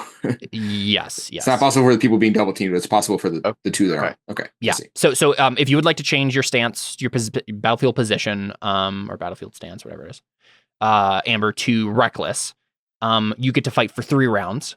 Does that have any negatives? Instead of checking valorous, you would check reckless. You would also immediately add 2 to your Conroy's morale. I don't know if it's even possible to have a morale higher than 20. I don't think it matters. But so you must choose. You're part of a mounted charge, so you don't have to choose the reckless attack action when you're doing your mounted charge. So yeah, that's. Yeah, for at least the first combat round of the encounter. Yeah, so you're safe. You're good to go. I'll do that then. There's really no downside except you're having to fight longer, so you might get killed. Because you're fighting longer. Right. Hey, that'll be fun. Yeah. I mean, can we also choose that? Like, I mean, I'm fine with committing to this because we want to. This is kind of make it or break it. Totally fine with me. Yeah. Okay. Since you rolled that opportunity, I'm totally fine if you'd like to do that instead. Anyone else want to be reckless? I feel like I have to be, I guess. So is the idea if we have different stances from it's not like a group, we pick individual stances? You'd pick individual, yep. Okay. So it's like the other 2 would back off and then we'd be like, I don't know. Yeah. So if one of you were, exactly. If one of you was reckless fighting and the other 2 weren't, then they would leave. They would disengage after the 2 rounds and you'd still be there. And then there might be other people that they didn't defeat that would then double team, triple team, quadruple team you, right? Yeah. Okay. Anyone else like to be reckless? So is it Gareth, you want to be reckless? No, but I will. Okay, so uncheck valorous and check reckless instead. Okay. Yeah, I mean, it makes sense. Like all of you are like, we have to keep fighting until we get this king, right? Commitment. Yeah. Carwin, are you going to be valorous or reckless? I'll be reckless. All right. But do we lose the valorous? What don't we lose? You would lose the valorous check. Yeah. Yeah. You check reckless instead. Yeah. Oh, sorry. Ignore that. So you would add I mean, it doesn't matter, right? Because you can't go over 20. So I don't know if you can go. I think there might be a multiplier or something. I don't know if it matters for morale, but if it does, there is the rolls. Okay. You are fighting recklessly. You have done your passions. Are you going to gang up on anyone or just fight one person? I don't think we can gang up, right? They outnumber us. I mean, you could. Let's see. If there are fewer opponents than active characters, you may gang up. Yeah, you're right. Okay. Rebated weapons deal half damage. Oh, gross. Remind the players that the objective of the melee is to capture as many knights and horses as possible. You're not necessarily trying to kill them. The Lord with the most to do that to like not kill somebody. There's an honor thing involved. So. Yeah, you can like force them to surrender and things. Right, yeah. but I mean mechanically, damage is damage, right? Like, how does that work? You can knock them unconscious. Oh, well, by putting them under a threshold, right? Yeah, exactly. Right. This is actually making more sense because doing half damage makes more sense for trying to make them unconscious without giving them a major wound. Yeah. Right. That's the way it works. It's easier for you to do that without trying to actually kill them. Gotcha. Yeah. Okay. The Lord with the most captives to their banner at the end of the day is the winner. Let's see if there's anything else that matters for this. A knight who surrenders is knocked from their horse or is knocked unconscious is considered captured. Knights may claim a riderless. Knights may claim a riderless horse as well. Is knocked from their horse. Okay. How does one claim the horse? Captured knights and horses must be led back to the reset by the knight or else by their squire. Or by signaling a kipper. With a successful battle roll. How do we capture them in the first place? Just be the people that are around them. I mean, a knight who surrenders is knocked from their horse or is knocked unconscious is considered capture. But it mentioned you could also capture like a horse that's riderless just by itself, and so I was just curious how that would happen. But it probably won't matter. So yeah, well, I mean, none of these options, those options I read, were talking about a horse. It was talking about the guy. So knights may claim a riderless horse as well. So as long as you've knocked a guy off their horse, you could claim the horse as well. Is the idea. Oh, I see. Okay, gotcha. It's just that every time you try to get a knight or a horse, you have to lead them back yourself or have your squire or someone else lead them back. Okay. Yeah. Anyway. Are you ready? Ready for rolls? I believe so. And yeah, you just have to keep in mind the other notes here about you must defeat your own opponents. Yep. Yeah. Okay. All right, cool. Battle rounds and stuff like that. So mounted charge. That's a big thing, yeah. We have done mounted charge. We have done the encounter. We're doing a mounted charge. You must do the mounted charge. I believe interesting. We have to choose whether to fight or move. Does that matter? Or charging? Maybe charging is both. Yeah, I think it's both. Yeah. Okay. Just double checking because what it says here in the battle procedure is the Conroy commander must now make a battle skill roll to check if a mounted charge action is possible. But I think the exception to this roll, there you go, comes during the first battle turn, so you can automatically do it. No worry there. First charge, always a mounted lance charge. Everyone must select mounted charge as their action for the first combat round of the encounter, and the player knights may only choose their reckless or valorous postures. Perfect. Yep. Okay, perfect. We won't worry about intensity. So now, let's do the charge. Spears and lances receive special bonuses apparently during a charge, mounted charge, damage-wise. I would assume so. Doesn't say what they are, just says it does. That helps. Yep. No worries. I'm just gonna grab the combat section, and we'll make some rolls. A bunch of you are gonna be rolling against multiple people. Yeah. So everyone is doing a mounted charge. That's the first step of combat. Now we are resolving the combat action. We're going to resolve those charges. Mounted charges are an exception to the fight or move rule. Okay. Perfect. So that's our charge skill. I believe so. I will grab that action. Mounted charge. Everyone is capable of riding a combat-trained horse. The charge must aim at a specific opponent. Doesn't really matter which. You're just attacking one of the Knights of Lothian, right? All right, I got that here. Yep. So we got just that pulled add up. 5 to our modifier.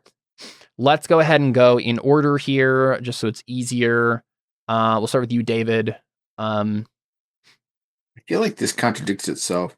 Here it says that the weapon skill you use and your charge use the lower of the two. But up previously, I remember reading it said that you just replace the weapon skill with charge no matter what it is. And those are not. For any weapon other than a lance or spear, your effective charge skill is the lower of charge or the relevant. Right, but that other rule said it didn't matter what weapon you were using, you just use charge. I don't remember where I read that. It doesn't matter. I don't care. Sure. Charge versus opponent's action. Gain +5 bonus if armed with a couch. Yeah, that won't matter. Everyone has a lance. I guess anyone. Yeah, so everyone's doing lances. This isn't important. You're all just attacking. David, would you go ahead and just get us started here with a charge roll? Here's 5 modifier, yeah. +5 on the modifier. Yeah. Oh yeah. There you go. Got a success. Now I'll he roll for them. Roll now, yeah. Yeah, you're doing it opposed. Yeah. Exactly. Cool. Right. I clicked it. Nothing happened. It's a pretty good roll. Very good. It's close to my threshold. I'm gonna go ahead and refresh roll 20. See if that fixes it. Because I should be able to just click on this. Knights of Lothian. Roll charge. There we go. They don't have a modifier, so don't have to worry about that. Oh, all right, they got higher. Yeah, that sucks. So the way this rolls, it's like Price is Right when you're doing an opposed roll. It's you want to get as high as possible without going over your threshold against the other person, but you have to get a success. So character strikes the target and does either their own weapon damage plus 1d6 or their horse's charge damage. Yep. If armed with the couch spear lance. Yep. So that's the way it works. No critical success, so you don't have to worry about that. Were we using shields, I assume, with Alliance? Or not? Yeah, okay, fumble. I think so. Because I succeeded, but in less than him. So if we're using shields, I'd get to use my shield. I don't see any. Here we go. Okay, so we both got a success. Opponent's tie. Wait, no. Character wins. Here we go. Partial success. Okay. Opponent suffers. Wait. Now I'm confused. This says if both of them succeed, which we did. Oh, but that's for like a tie roll, though. Okay, so this is partial success is what happens when you succeed, but they succeed better. But right? they get higher. Yeah, okay. Exactly. So opponent suffers damage minus armor and shield / parry protection value. So I get to reduce. That's if you win, but opponent wins. So it's right. the other that's one. What I mean. He's here. Doing that, but I get to reduce his damage. Yeah, character suffers. So you suffer damage and apply your armor and shield parry protection value. That's what I meant. I get to do that. Okay. Yeah. Perfect. I don't know what that is. All right. Here is spear. No damage modifier. 25 damage. Okay. There you go. Net halved. Oh yes. Halved. Oh, because it's rebated. So 12 damage. If I say 25, that would almost knock him out. Right. And then how do I know where he hits me? Because I have less armor on, for instance, my nasal helm. Right, like I've never seen anything in here that even specifies where it hits. Yeah, so I'm not going to worry about it right now. You use your shield. Well, right, but I also get armor, right? Armor and shield / parry protection. So like I reduce the by 6 because that's the armor protection value on a shield, and then I get, if it's my hauberk, I get 6 armor protection from that. And if I get the Akaton also, which is a gambeson, I get 2 more. So that's why I'm wondering, because if it's my helmet, I only get the 2 from the helmet. That's why I'm asking where I got hit. Maybe if you crit, you hit someone in the head. Maybe I have like 0 clue how to decide that. So I would just assume we do torso unless otherwise. I would rather just say that and just keep moving on rather than worrying about it too much. I think I know what he's talking about because I remember there was a chart, maybe the older games or something like that, where you could roll like a die 6, and it would determine where you got hit on the body. But that could have been from a different game also. Yeah, I don't see it anywhere here. So yeah, I don't even see it in here either. Okay. Yeah. All right. Well, so it just says add up all your armor protection and add shield and or parry protection if you score success. So maybe include your helmet. That would be kind of weird. It says add up all your armor protection and add shield protection if you scored a success. So yeah, I'm just gonna go with what that says. Yeah. Keep it simple. Too? Keep it simple. Yep. Okay, so that's 16 then. So you didn't take any damage, I think. Hey, how does it work with? How does it work with with the? I would assume you take the damage out and then have it. Otherwise, I don't think any of us are going to hurt each other. Like 25's, that's 66 with 2 6s and 3 4s and a 1. Like this is a good roll, and if it's taken out after you have it, none of us are going to get hurt ever. It has to be you take it out of the damage and then have it. Let's see. Well, yeah, I guess. I mean, that's fine with me. I don't know how to decide that really. Let's see. Yeah, it doesn't talk about that because I think that the halved weapon damage thing is like a really specific. Yeah, I mean, I think it has to be before. Otherwise, there won't be damage. It will never leave. So we take 16 off of this first. Yeah. And then have that makes sense to me. Yeah, let's do that. All right. So it's what 9 halved to 4. Yep. So 4 it runs down. That makes sense to me. Yeah, let's do it that way. So in which case we'll double check any of your values here that like is like knocked down and what now, whatnot. Yeah. So unconscious would be 8. 15 with so none of those happened, right? You only took 4 damage. You're not unconscious. You didn't take a major wound. You didn't get knocked down. Man, you have such a high knockdown value. It's ridiculous. Yeah, I'm a big boy. That would have knocked me down if I wasn't wearing any armor. Cool. Yeah, that makes sense to me. All right. So you just take the damage. That was the. Well, that's a bummer. I won't get to detect the guy. Oh wait, no, I forgot we're fighting recklessly. Hopefully, I'll get a chance. And then I think that's it for that. Yeah. Okay. Yeah. Let's move on to Gareth then. You're doing a similar thing. You chose horsemanship. So you don't get a +5 to this, but you do get to have your charge count as whatever its actual value is, up to 13. So 10. Yep. So no modifier there. Go ahead and roll charge. Please.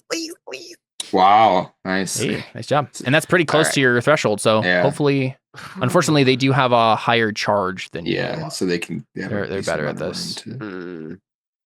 He just barely edged me out. He only got. Holy, got a critical! Oh no! All right. Oh no! Caleb's just gonna kill us all in one roll, apparently. All right, here we go. All right, I'm gonna add 2d6 to this damage. I'm pretty sure that's what it is. Let me check that. With a critical success against you, you got a partial success, and then they get a critical success. Character suffers +4d6 damage minus armor and shield parry protection value. So it's +4d6. Yep, +4d6. Yep. Wow. Gross, man. It's a good thing his weapons are blunted. Yep. Somehow, I mean, it's a lance. Yeah, again, this game is meant to be like the knights live and die hard, right? Right, that's fair. That's why you have kids. Well, none of us have kids yet. So you can play your kids. Yeah. Too bad you turned that girl down earlier. Yeah. All right, here we go. 32 damage. Wow. It's actually not considering it was almost half. double. There's a lot of ones in that. Yeah. Yeah. So all right. So the way this works, we'll do the armor first. So for you, Gareth, you have, and you got a partial success. You get to use your shield as well. That's 16. Okay. Is that what it is? Right. You all have the same armor. So that's what it was 6. It was 6. Yeah, because the shield is 6, and then it was 6, 2, and 2. Wait. Where are you getting? So the shield is 6, which you get to apply if you succeed, which you did. Helm is 4. Yeah, right? but then there's also the Akaton, which is a gambeson that you wear beneath your armor. Oh, I didn't. And there'd be no reason to have it if they couldn't add together. So no, you're right. You're right. Because one's mail, one's hard, one's textile. I think you get to add 2. I somehow I think that's how they describe it. forgot to put that in. Yeah. Oh, he didn't get an Akaton. You're just wearing that medal on your bare chest. Bare chest. Yeah. You're just gonna rub those things right off. All right. I'll add that in your character real quick here. Yeah. Okay. That makes sense. That would hurt. It would. Okay, so in which case, you're taking 16 from it. So it's 6. It starts at 16 and then half. So you take 8 damage. You are knocked unconscious. Well, this went badly, guys. No one's gonna become king. You didn't take a wound. You just are -8 to your hit points. 6 is the unconscious. Yeah, 6 is your unconscious. Yep. So is that hit points? 25. No, wait. What? What has the unconscious? I think I don't know. I think that's like the amount of HP you have when you go unconscious. Like once you hit 8 or below, you're I'll double check.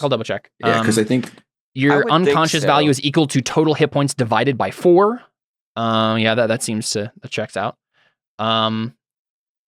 Otherwise, like you get knocked unconscious like every time. Unconscious. I just barely wasn't unconscious. If that's the case.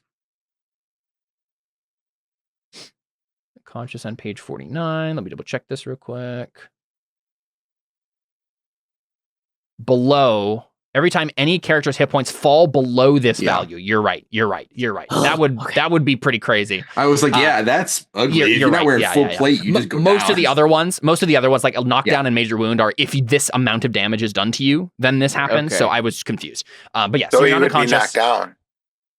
No. Well, knockdown's a lot higher. No, he got 8 damage because it's rebated. Oh, okay. Yeah, so not quite to his knockdown. Yeah.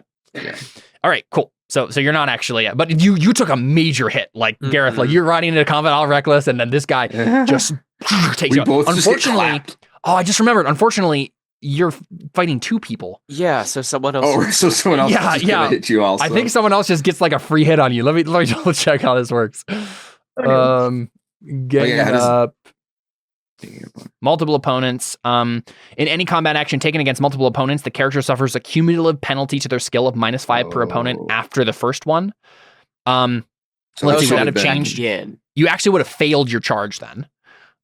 Which probably all means, of your rolls get a penalty based on which probably means you have minus the first one.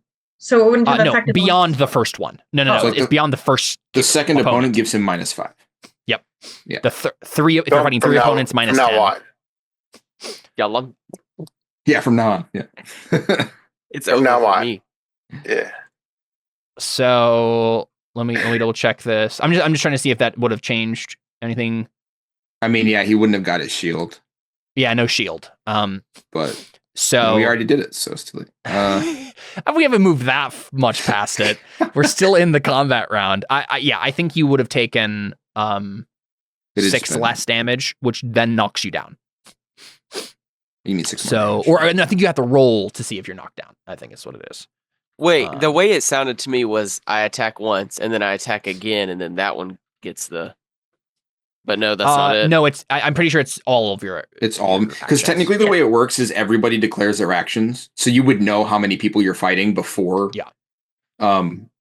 So like the fact that they're both charging you means that when you do your charge, you're at a -5. Okay, so, make a dex roll for me, Seth. Although I don't know how that works. See if you get knocked down. I assume you can't hit both. Hey, you're good. Nice. Success. You stay upright in the saddle. No penalty. Nothing bad happens there. So what's my health at? You would have taken 6 more damage. But that would have been halved to 3, yeah. Oh, that's true. Yeah, you're right. Would he still get knocked down if it was only 3 more damage? It is. No. It's exactly 11. Okay. Wait. No, well, yeah, your damage would be exactly 11, which is the knockdown. Oh, math. Okay. Yes. Sorry. Yeah. Okay. You're good. Same. Yeah. We're still learning all of it. There's a lot of rules. Yeah. So. Yeah, there is. I think we're doing pretty good though. Yeah. Okay.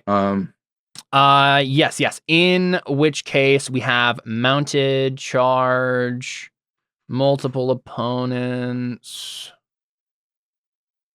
Let's see. Yep. Characters must perform the same action against each target and applies the multiple opponent modifier for each combat action taken. So you can hit both opponent.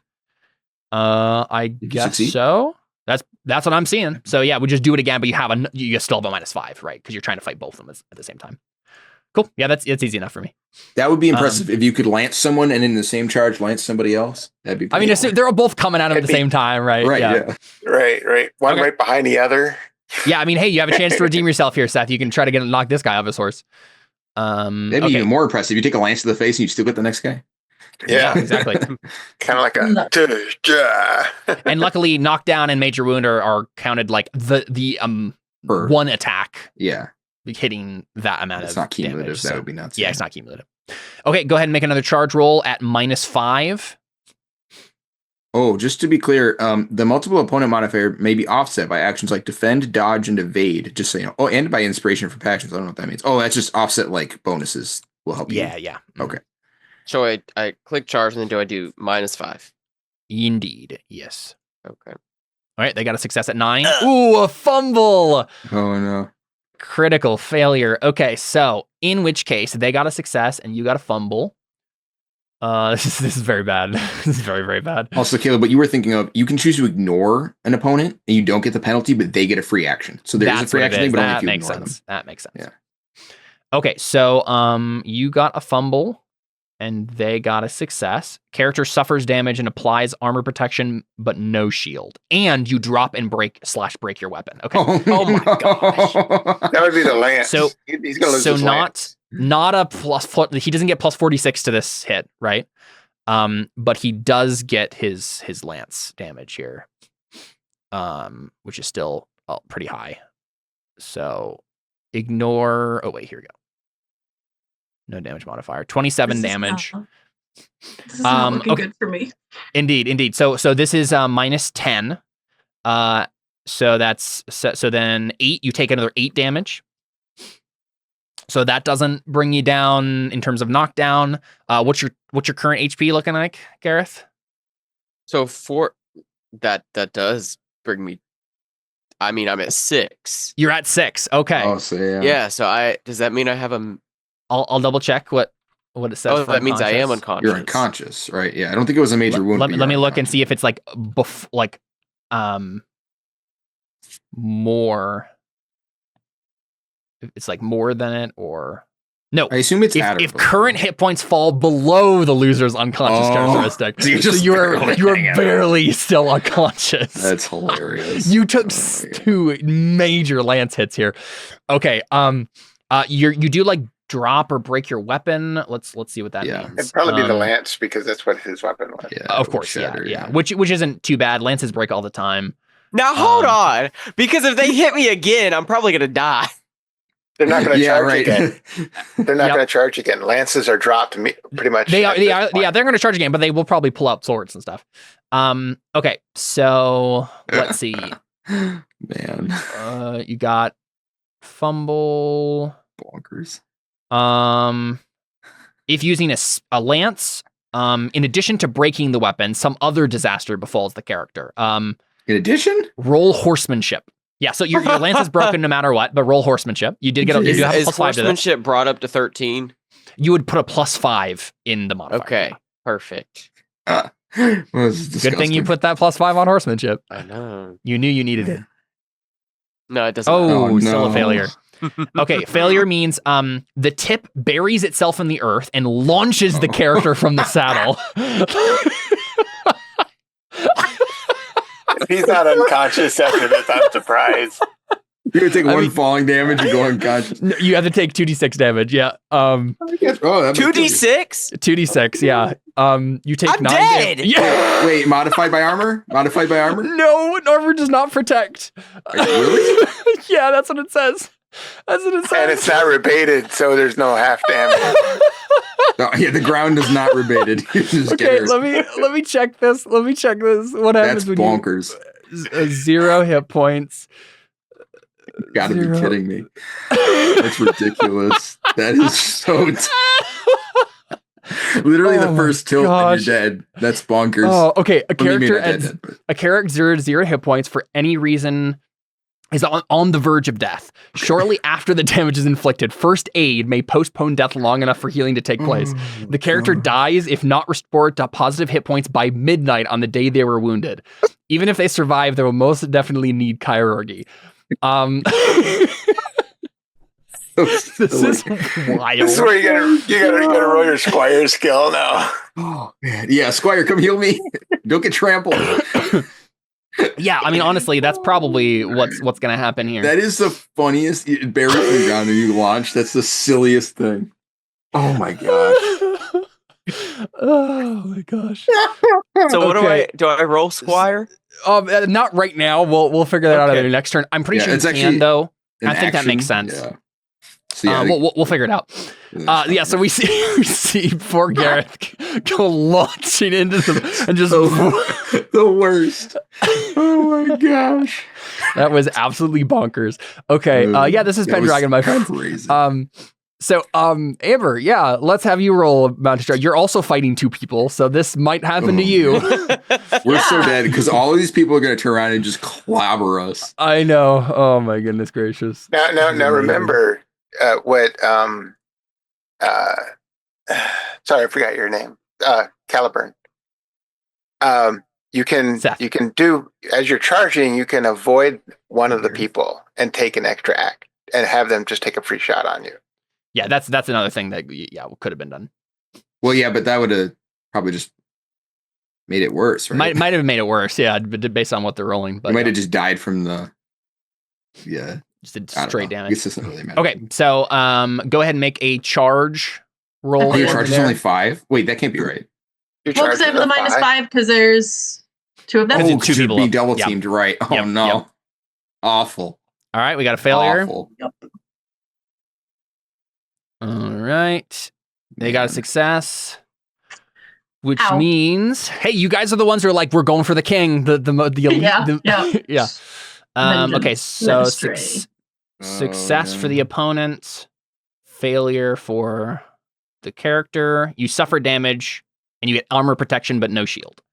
Yeah. So it's just 10 instead of 16. So you -10 from what you got there. Go ahead and roll that. We're all just gonna get wrecked immediately. Okay, here we go. Wow, not that bad. So then it would be 3 halved would be 1. Yeah, you take 1 damage. Wow. There you go. Okay. Yep. Nice. Good job. And then we do another charge roll with -5. They got a critical. Oh no. What is happening right now? Come on. Charge. -5. It's the second critical you roll in 3 rounds of combat. No, that's not right. I did not math go right and there. Do it again. -48. Yeah. You put -50 on there. Nice. You put -50, not -5. I think so. Yeah, go ahead and do it again. -5, but -5. No, why are you doing this to me? Bad computer. Thank you. Hey, nice. Succeeded. Okay, it's a little bit better. At least you, yeah. Okay, so they got a critical, and you got a success. So it's +46 with shield and armor. It's saying nothing. Well, she got a partial success. You got a crit, so it's partial. Yeah. That's what it is. Sorry. Yeah. You're right. Okay, you get both though. Yeah. So Wait, -16. What's the difference between a success and a partial success? Partial Whether or success not you get to add is your shield. Well, partial success is when you succeed on your roll, but they get higher than you. Yeah. So you didn't fully succeed because they succeeded more than you, right? And you can both succeed. You can both get the success option. Oh my word! So many 6s on that roll. So many 6s. That's disgusting. Okay, -16 to that. So 35 halved would be 16. Okay. Or no, 17. Okay. Well, that probably knocks you down, I imagine. Let's see. Because my knockdown is 18. Just barely not getting a major wound. That was so close. But you will have to roll on your knockdown there. What's your? She didn't get a major wound? No, by 1. She had a major wound. She has a major wound of 18. She's a really good constitution. Oh, it's based on con. I was like, my major wound is lower than my knockdown, so I assumed hers was 2. Okay, I see. Cool. So you had 27, so you're at what, 10? 9? Yeah. 10? Yep. Okay. But you do have to roll a dex to see if you get knocked down. Okay. Is the dex -5 too? No, just normal. Okay. You got a good dex. Nice. There you go. Yep, you stay in your saddle. And that's all that happens to you. You've taken both hits at this point, so good job. Good job. You were not able to do much to them. Nobody's done anything to them. All right, Carwin, come on. You gotta one shot this guy. All right, Carwin. We're all counting on you. All right, this is success. You have a really good charge, yeah.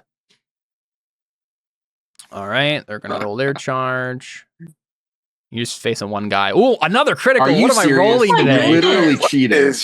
That's insane. That's the third one in 4 rounds of combat. I know. So same thing with you. Roll 20s, joke. So 46, but you do get your full armor stuff. Another 46 rather. Okay. 35 damage. Minus 16. So what is 19? Brain 9. That sounds almost right. 19? 6, 20. Yeah, 19. 19. Okay. So 9 damage is what you take. All right. So I have 28. Yeah, I have 28 hit points, so that's fine. 28, but no knockdown or anything. Okay, perfect. Yep. Nope. All right. There you go. That was the first round of combat. Nuts. Absolutely crazy. Okay, so we go into the next round, and now we are declaring combat actions, right? So you can't really do a charge again because you've just done the charge. So we'll start with you, David. What do you want to do? There's an action called reckless attack, and I feel I remember reading something where if you took the reckless stance, that was the only option you had. No, only for the first round of combat, and the exemption is if you're doing a mounted charge, you do mounted charge instead. So you're safe. You're safe. Do you want to do reckless attack? No, I don't think so. I remember it being basically just objectively worse than regular attack. You get a +5 bonus. No, sorry. They get a +5 bonus. You get more. You do more damage if you hit. The damage is not my concern. I needed to hit them. Which is there a more accurate version of attacking? Probably not. I'll just do an attack. Are we able to use lances in this, or how does this going to work? You'd have to use. I don't think so. Maybe because you can't charge is the thing, right? So let's see. Where's the normal just attack action? I would have assumed it was higher, but I haven't found it yet. Would it be you could switch to spear? Because weren't they attacking with spear, or were they not? It's the first one. Yeah, we're all attacking with lances right now. Okay, attack is the first one. Most common combat action. Mounted. You do try to damage the opponent using any weapon skill. Charge, I don't think is a weapon skill. I'll check on that. It is for a lance if the weapon skill in the lance is charge, but I don't know if you can do that unless you're charging, right? That kind of makes me sound like you can't use the lance unless you're charging, right? I'm almost positive that's pretty much how it works. Unfortunately, I can't use my axe on all horse for some reason. So I'm going to switch to my sword, I guess. Is that an action? I don't know. You just drop your lance and you pick up your sword. Right. A lot of things are actions, even that they don't seem like they should be. So I was just checking to see if I don't see anything like that. There's probably a rule about it. Yeah, in the list of actions, I don't see a switch weapon action. So yeah, I assume. Okay, cool. Yeah, then I guess I'll use my sword because. Yep, makes sense. I don't have any better. Yeah, but you're all still on horses, so it doesn't make sense to get down and take your axe out. So. Yeah. So yeah, I'll go after this guy. Yeah. Also, if I got down on my off my horse, he'd get a 20. Yeah, exactly. So that's not gonna happen. Yeah, I'm pretty sure he's just gonna attack you too. There's not really any reason for him. Yeah, we'll just sword fight. Something different. Makes sense to me. My sword is not as good as my charge was with the bonus. Wait, you have spear. You have a spear, don't you? Yeah, my spear is worse. Your spear is worse. He'll probably use spear though because that's longer and that's. But let me check what his spear is. His sword is actually better. He'll take out the sword. Okay. Here's his roll. Hey, failure. Oh gosh, please succeed. Oh, you gotta be kidding me. Okay, both fail. Nothing You take a swing, you both fail. We suck. Neither suffers damage, that's all it says. Okay. Combatants lose. Okay, yes, you're swinging, like, trying to push against each other's shields. And I read the fumble reaction where it's both break and drop their weapons, and I was like, what? Oh, wait, I'm reading the wrong box. Okay. Yeah, so you're just like jostling for control, trying to get a good hit in, but you don't get anything. Right. Gareth, you're unconscious. Let me figure out what you can do while being You have to also decide where his two people are attacking, because they'll apply penalties. That's true. To whoever they're fighting. Yeah, it's dishonorable to attack someone on the ground, so they're not going to do that. Also, it does mention that only 2 people can attack a person with horses, because the horses just take up so much space. So you can't be more than double teamed, I guess, on a horse. Yes. Or if your opponents are on horses. 3 people can attack you if they're not on horses, is what it said. I see. I'm just double checking what's unconscious. He's dying. Means in terms of like, can he take an action? His squire like come in and call squire is an action, but I don't know if you can take it. That's what I'm checking. Can I even call squire? Yeah, that's what we're trying to find out. If like you're unconscious. That's what I'm trying to figure out. Okay. Action. Yeah. I mean, I assume his squire could just come of his own volition and not wanting his master to die, right? Okay, they collapse on the ground or slide off their horse. Character goes unconscious. Immediately check the debilitated box on the character sheet. So go ahead and do that, Seth, if you hadn't done it yet. Unconscious character may have brief periods of lucidity. With Game Master approval, they may be allowed to speak quietly. They might, for example, be capable of slowly dictating a will, praying for divine guidance, so on and so forth. Yeah, okay, that makes sense. They need to be given like first aid.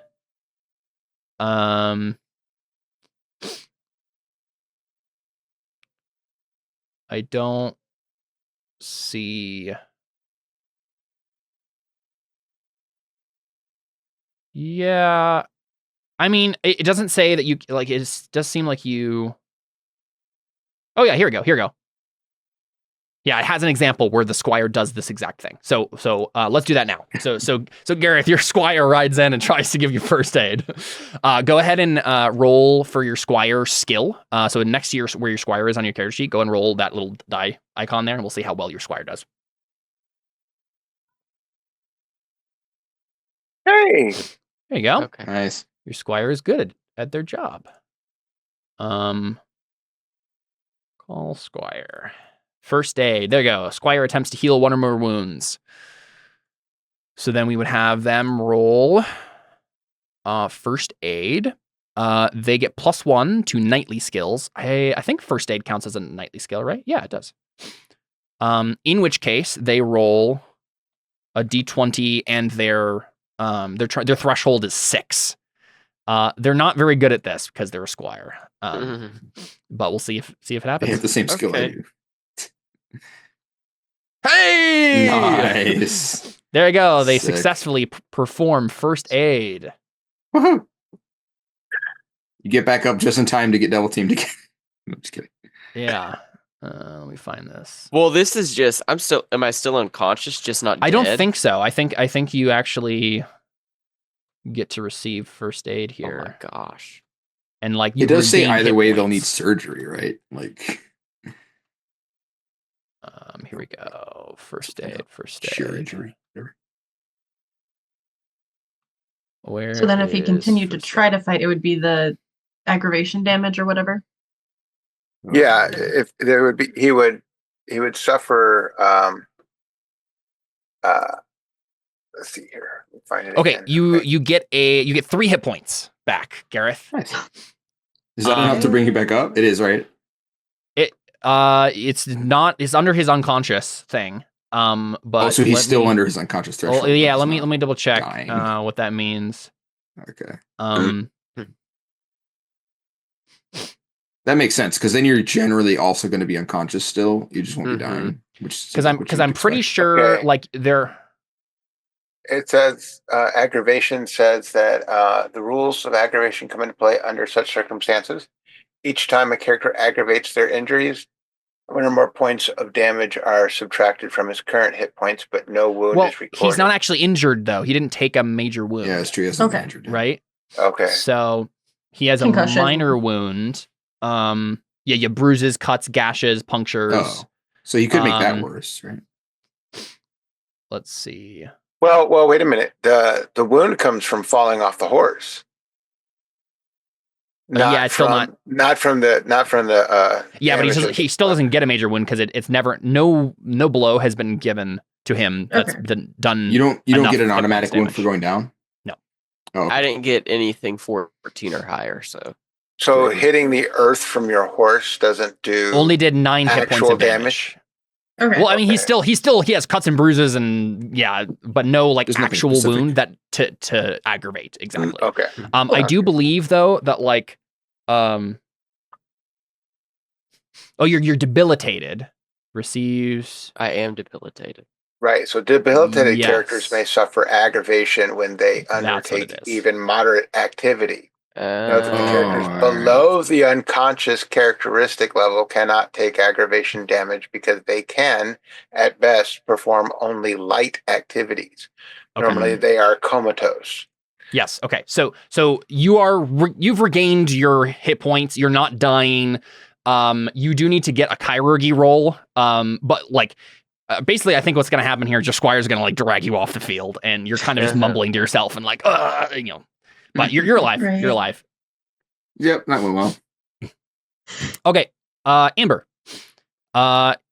We'll go ahead and decide your actions. I'm attacking with the sword. Sounds good. I believe they will also attack with the sword. Am I still -5 to that? Yes, because there are still two guys. Yeah, we'll have to figure out what. Honestly, they probably would have just split up and gone one against Bruce, one against Carwin. Given. Right. Yeah. So real quick, Bruce. Well, we've already moved past it. I'll ignore that. Next time, you got out of it free. Well, I mean, I could hit him technically. It technically could go well for me.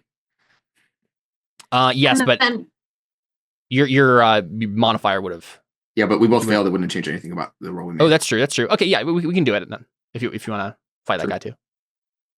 We'll do that real quick. No shot. Yeah. I have a 5, but he's got like a 15. Mm-hmm. Is King Leodegrance also fighting with us? So that's the thing. King Leodegrance is like fighting elsewhere. He's just leading the Conroy. We're kind of like zooming in on your guys' individual actions. Yeah. All he had to do was fail, and he didn't do it. Man. Mm-hmm. But so I just take damage -16 again. Okay. And I think he does though too, right? No. I get a partial success because he succeeded, and I succeeded too, but less than him. Remember? Oh yes, I see. Yeah, it's only double if we both get the same exact thing. Yep. So regular damage, no extra damage for him. Right? Yeah, you didn't. The one time you didn't crit. Yeah, I know you've forgotten how to do it without critting, but yeah, 25 -16. 9. Yep, and then so 4. Another 4 damage for you. Ow. All right, cool. Wait, yeah, we're doing sword. Oh, failure. Okay. Hopefully he'll fail too. Nope. Never mind. He succeeded. Yeah, I think this maybe. Keep in mind, this is a practice melee. This is not like you're not actually leaving work. Yes, you can take the action to leave. Unfortunately, you all chose to recklessly attack, so you gotta at least attack one more round. Where in the world is this? Where in the world is Carmen Sandiego? Failure, success. So she takes damage minus armor, but not minus shield. Yes. All right. So then it's only -6. Oh, sorry, I've been rolling too much. 10 I've been rolling too much damage. Should only be 5d6. Right. There you go. Wow, so you've been rolling extra damage on top of cheat critting? Just this last time. Okay. Yeah, so 18 minus 10. Yeah, so 4 damage. Yeah, so 4. That puts me at 6. What's your unconscious? Is that your exact unconscious? Or is your unconscious higher than that? So 27, it's 6. It would be if it's rounded down. Yeah. So it's Your the exact unconscious rating. Okay, then yeah, you don't go down. because my you don't go down then. Yeah, you're still barely conscious. Cool. But there's another one. There is another one. Yes. Oh, that's right. Great. You're right. This is going really well for all of you. Yeah, it turns out being here we go. Double teams. Hey, I failed. Who are better than you sucks. Hey, do it. You can do it. Just roll under a 5. Wow, hey! Nice. Wow, you're terrible at the sword. Well, she's being double teamed. Oh, that's true. Well, she's as good as she's expected to be a knight. Yep. Okay, so they got a failure. You got a success. You're the only person to draw blood so far, I think. Right? Opponent suffers damage, and they don't get their shield. So go ahead and click on your character damage, which should be in your statistics up there. Under attacks. You do it under attacks. Under attacks. Yeah. The weapon you're using. So swords, arming sword. Yep. The 3d6, and that's not -5 because that would be damage modifier. That's you just click on it. Yeah, it is 3d6 for her. Yeah, she's not. Wow. Her strength. I have the strength of a woman, but I'm not going to admit that. I guess the sword doesn't give you any bonuses either. So exactly. Yeah. Okay. Oh no, I don't want that. Go away. So what is the damage modifier that I add, or do I not? No damage modifier. Just click through. Okay. Cool. So 10 damage, which I'm pretty sure means he's nothing. Probably got 16 also. Or no, he doesn't get his shield, but his armor's probably 10. Yeah, I'll check that. He has 10. Yep. Yeah. Bummer. All right. So it all gets absorbed by his armor. We're still 0 on the board. Okay, Carwin, you are now fighting against 2. Would you like to take just the one action against the one and let the guy get a free hit on you, or fight both? I'll attempt to. Well, if I fight both, it's -5. If I fight one, it's not a -5. Yep. Mm-hmm.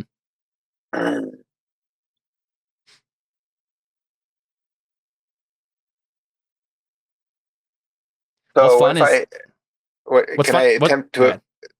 I attempt to evade? Oh, it's muted. The second one. Okay. Well, you can only do. You have to do the same action against both, if you choose to do. Both. Yep. Okay. But also they could fail. A free action just means they get to roll. I mean, they have to get 16 or 20 through 20, so the chances are low they're going to fail. But it just means that you don't get to oppose them. But I think they can still fail. All right, I'll do that then. I'll attack the one and dismiss the other one. Sounds good. It doesn't matter if I use a spear or an arming sword, does it? Spear does more damage. No, it's 4d6 either way. You do get I do believe you actually get a bonus because it's longer if you use the spear. You get a bonus, and also I think the equipment section said it did more damage under certain circumstances. I don't remember what they were now. I don't think this is one of them. It's when you're charging and stuff. I'll use my sword. I have a higher skill in it. Got it. Okay. All right, they got a success. Got a 6 there. So I got to roll sword.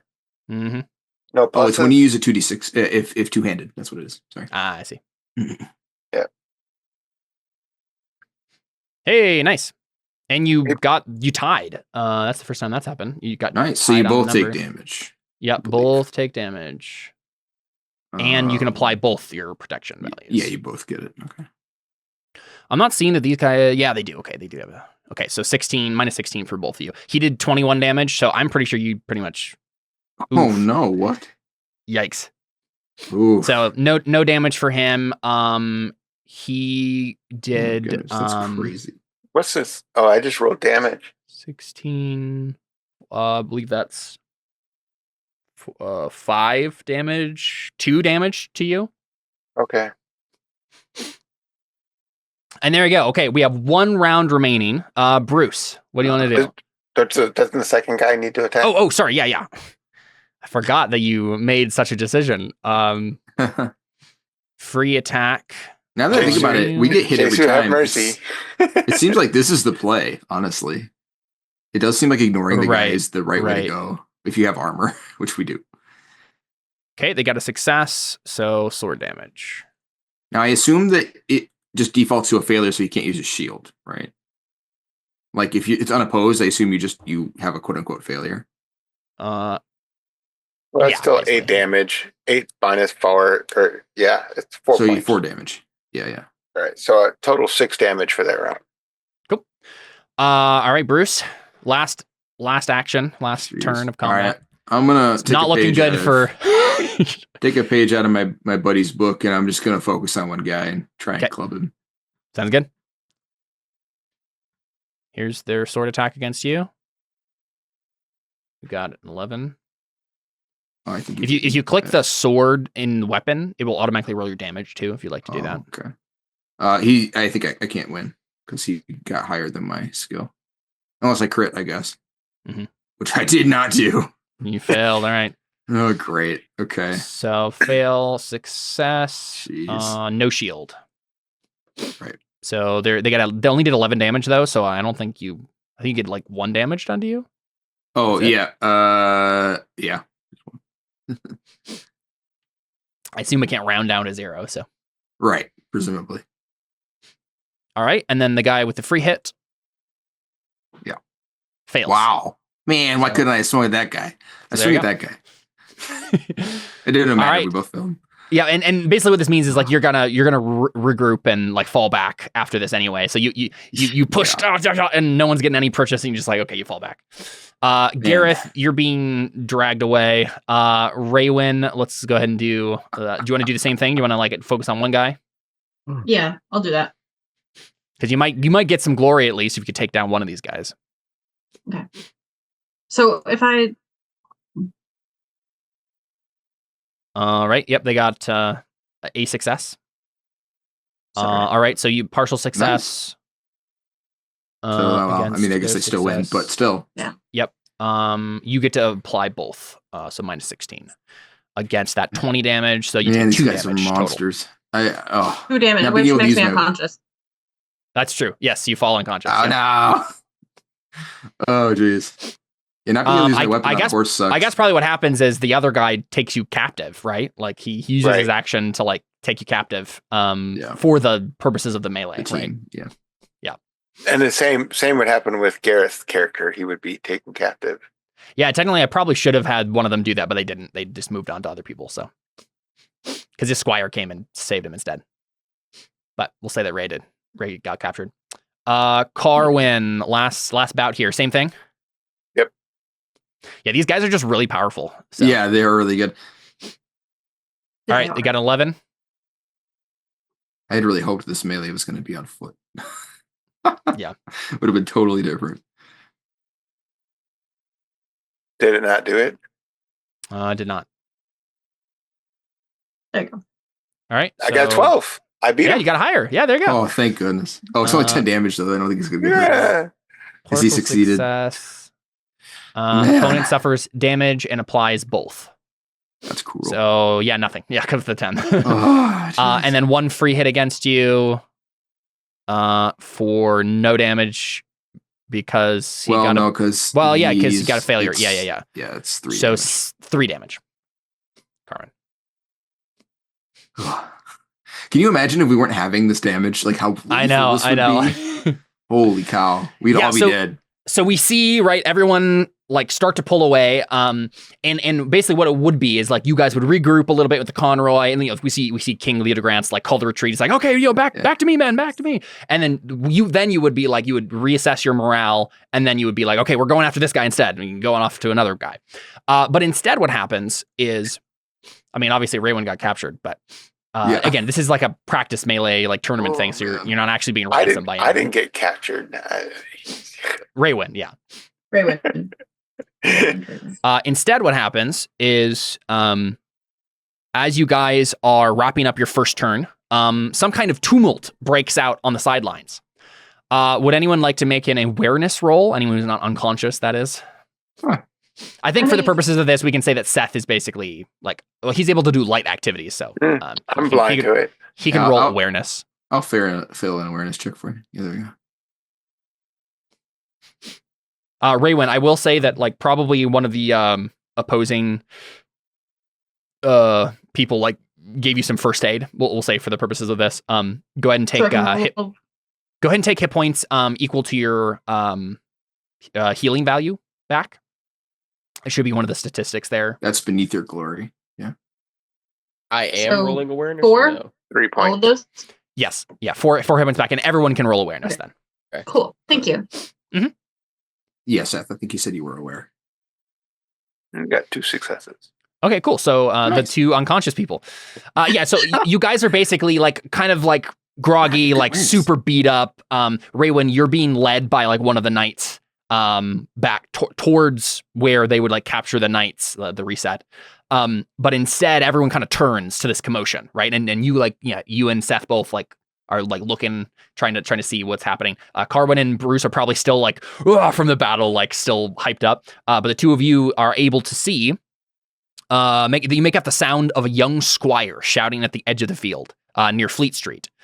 You can't hear what he's saying, but like he's saying something, and then trumpets blare, and then you're all like, "Wait, it's over already!" Like suddenly, like those are the trumpets to like sound the end of the melee, but like you just got started. It's gonna be this giant grand melee. The riders around you stop and look at each other, and then the squire yells again, and everyone can hear this time. The sword! The sword! The squire is pointing frantically back towards St. Paul's. A bunch of knights. I know. A bunch of knights turn their horses and start streaming in the indicated direction back into the city. The cathedral steeple is clearly visible over and beyond the old Roman walls. What do you guys do? As an immediate reaction. I mean, 2 of our people got clubbed. I think I'm gonna go over. Yeah, let's go check on our guy and Gareth and. Yeah, actually, hold on. I guess maybe now would be a good time to make a roll and see what we do. You can. I think I was just looking for like your kind of first reaction, like where, and it makes sense that like you're starting to head over to your companions, right? Sure, and then, I think Bruce, you can get to what's his face, Gareth, pretty quickly, and we can say Carwin is like starting to trot over towards where Raywin is like slowly being led away, but then the knight kind of like lets you go, Raywin, and is just interested in what's happening, and so you can kind of stumble over to your squire, and he helps you back up on your horse, and by the time Carwin gets over there, you're back on your horse, and I think Bruce and Gareth, you're nearer to King Leodegrance, and he says, "Let's go." Do you head with him? He turns his horse and starts to spur it into a gallop up Fleet Street. Are the others well enough to come with us? I think you guys can do light stuff, so no combat, but everything else. I'll help him onto his horse, and then I guess that means we're done.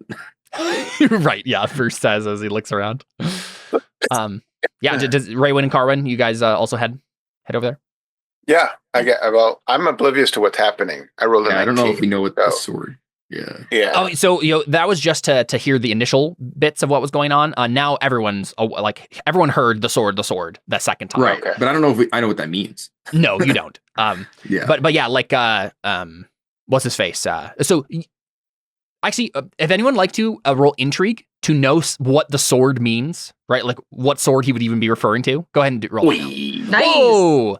Yeah. Bruce, Bruce Carwin, especially Bruce though, you instantly know once you hear him say the sword. It's rumored that whoever pulls the sword out of that stone is going to be the High King of Britain. And so if someone has pulled the sword, which is kind of the implication, then there's no need to do the melee. Someone is the High King of Britain, right? Yeah. So I guess roll folklore. Sure. Yeah. Oh, you can do that. Nice. Yeah. So you would understand that, Gareth, from your folklore, right? Like, yeah, whoever pulls the sword is going to be the High King of Britain. So you're probably the only one, Amber. Ray is not from this part of neck of the woods, so you probably don't exactly know what's going on. But I assume that like the others like kind of drag you along. Yeah. If I got a crit, I'd just probably be like, so, I guess someone pulled the sword from the stone. Yeah. And yeah, you would know, Bruce. It's called the Sword of Peace. Is what the sword's name is. That seems. Don't forget to check your skill. Yeah, it's true because you got a critical. Yeah. Yeah. But yeah, so King Leodegrance is starting to gallop up Fleet Street. Anyone who wants to follow him, go ahead and roll horsemanship. The situation from before has ended, Seth, so you don't have your +5 anymore. Gross. But All right, we got some successes. We got a failure. All right, so Raywin and everyone minus Bruce, you are able to follow him, no problem. On a failure, you are caught among the mingling horses trying to go the same way, and kind of behind everyone else. So you're sitting there like knowing what's going on perfectly, but everyone else manages to get ahead of you. No one's like at Leodegrance' side. He's ahead of you guys. If you got a critical success, you would have been able to like follow him exactly. But you're behind him as you gallop over towards what's happening. The city walls loom ahead of the rushing gaggle of horsemen. A crushing mass of knights are all trying to get through Ludgate at once, but too many riders are making the same push. As you reach the gate, you can only make slow headway. It's like there's a claustrophobic bottleneck at the gate. They're shouting, they're screaming, a general pent-up panic of hundreds of knights already keyed up from the melee, desperate to be the first one to see what's going on in person. As you emerge into the city, as you emerge onto the city streets, everyone is galloping. There, a horse goes down. There, a man is trampled, but the knights keep dashing. Jeez. Now the going is getting easier. And most of you are able to get ahead, except for Bruce. You're kind of still caught in the clog. Yeah. This road happens to lead directly to St. Paul's. It looms up ahead. It's only a few steps to enter the grassy courtyard northeast of the cathedral. More knights are pouring in behind, and it's a struggle for places.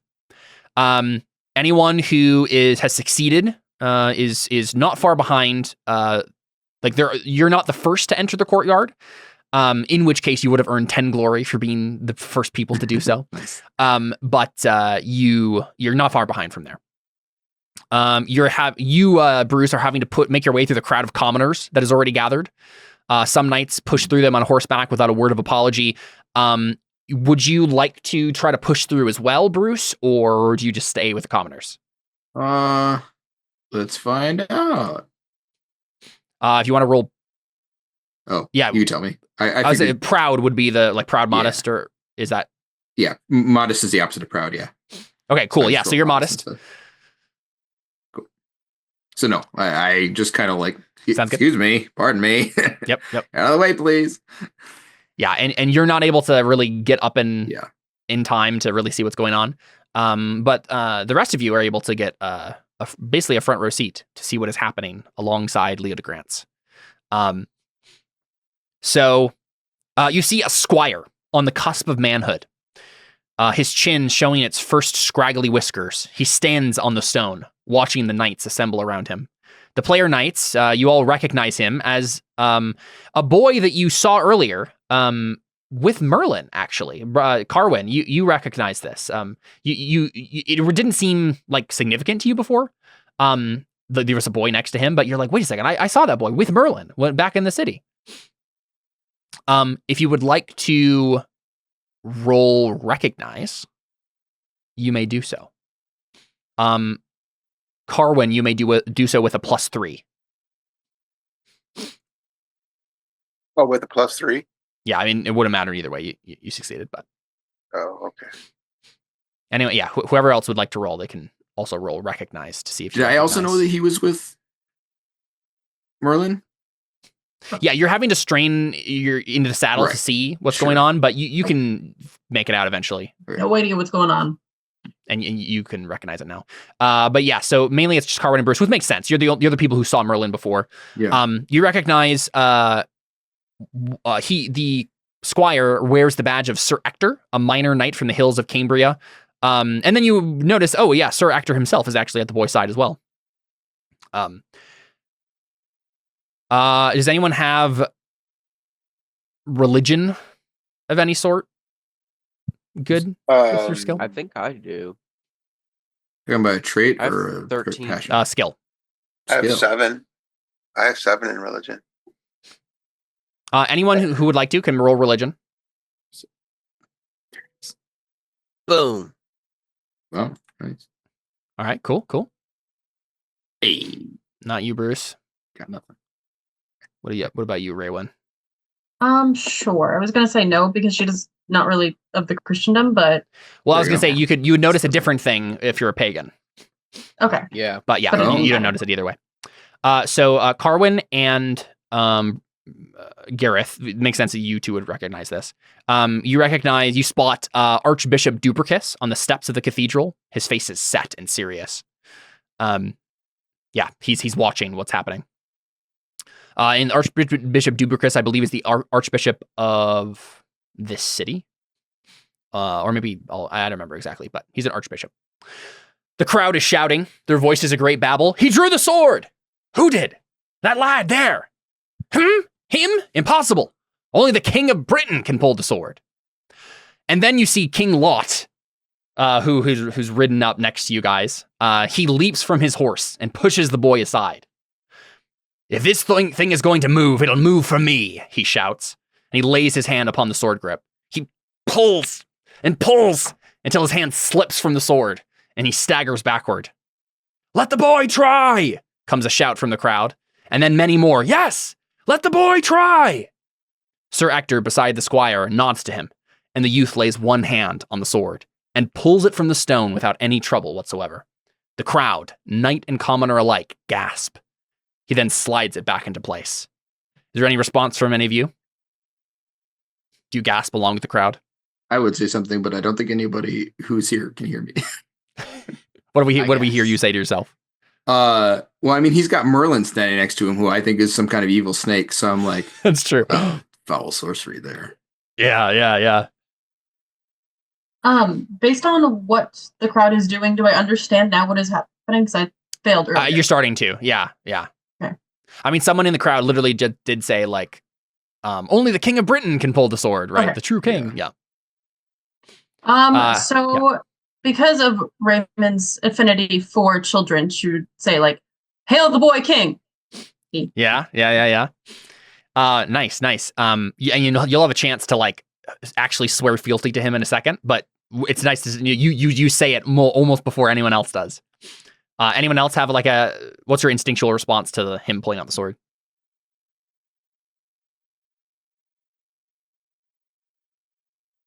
Gareth, Carlin? I don't know, other than amaze. Just shock. Yeah, just shock. Yep, totally fine. But if no one else can pull the sword, and the boy pulled the sword, then by all right and justice, he should be king. Mm-hmm. Another knight dismounts and pushes his way to the rock. It is King Uriens of Gore. Like Lot before him, he tugs, pulls, and then tries to manhandle it free, but it does not budge. As Uriens steps away, the lad again pulls it effortlessly free. The king, shouts someone else, besides Rarewyn. He's the king!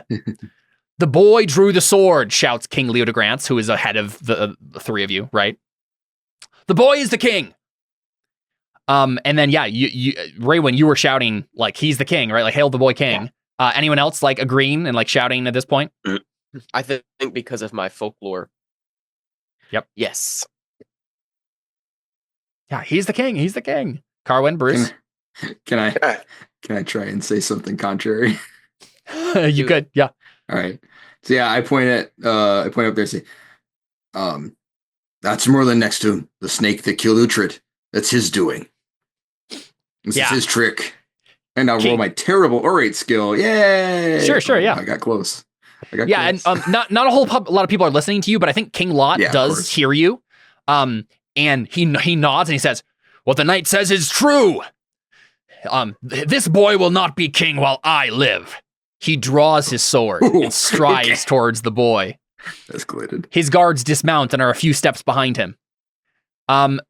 So Seth, Amber, Brian, you guys are ahead of the crowd enough. Do you do anything? Do you try to intercept these knights? These are the same knights who just like destroyed you earlier, by the way. I don't care. I'll charge forth and get between. And to be fair, like Seth and Amber, your characters really can't even fight. Like you could put yourself in their way, but they would just like knock you unconscious again. It's up to you if you want to try that. But oh man.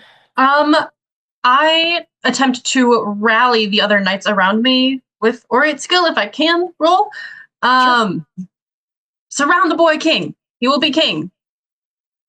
Yeah. But none oppose. Yeah. Go ahead and so yeah, there you go. Yep, orate 8.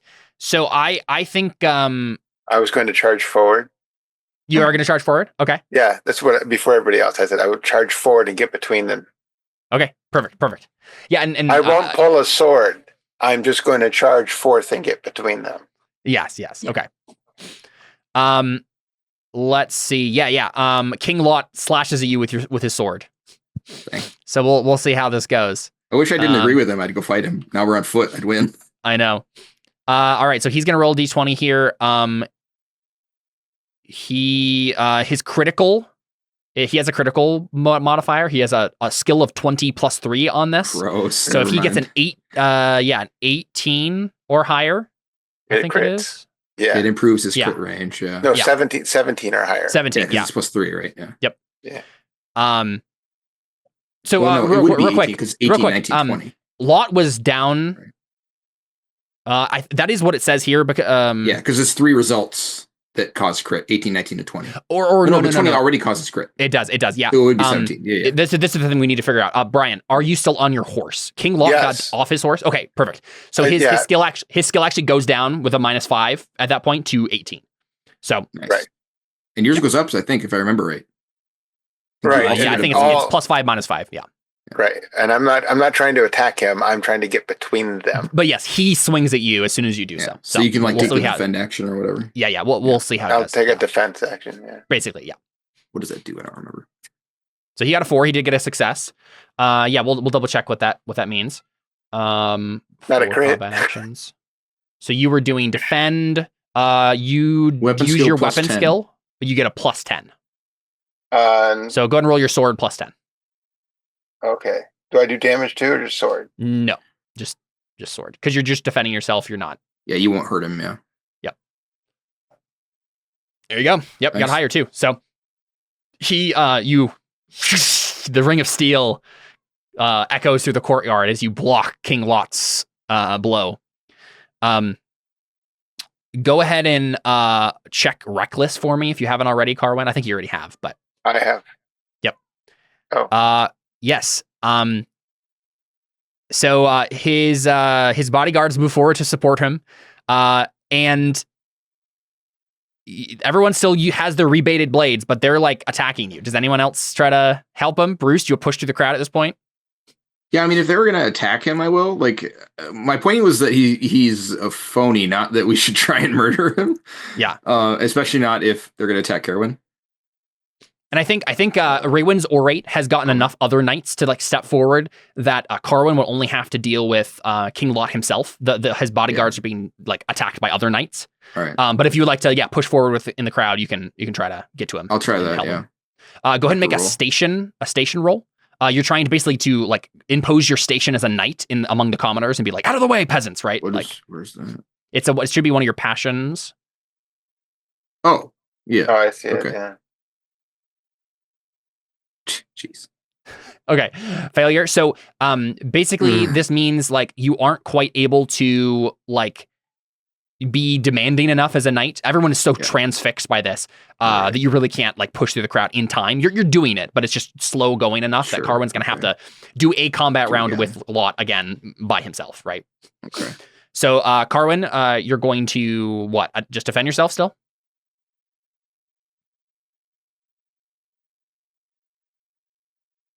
Brian?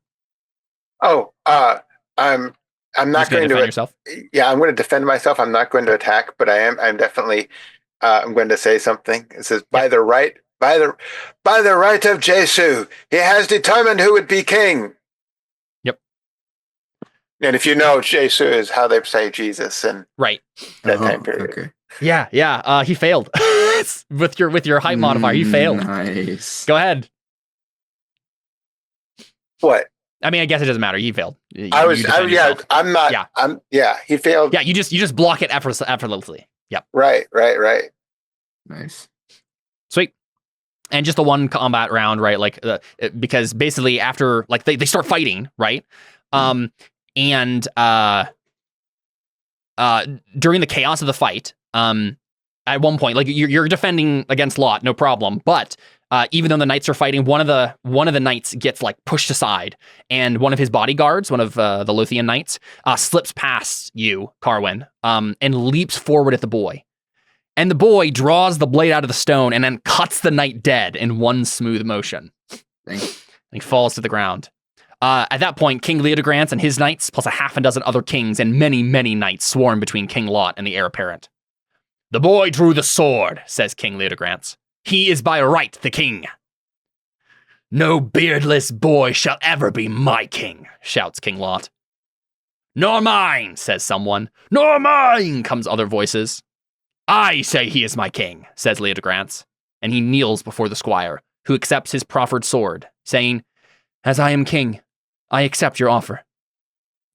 And now it is up to you guys, those closest to the, and I think Bruce, at this point you've gotten to the edge of the crowd. Mm-hmm. Okay. Any of you who would like to be the first people to swear loyalty to the new king, may do so now. Is that what you do? I do. I think I would. I'm right there. Yeah. I don't know if I can hop off my horse and kneel or get the horse to kneel. Not a problem. I mean, because Lot's in between us too, so I don't want to put myself in position of being attacked by Lot. Perfect. But yeah, I swear my fealty.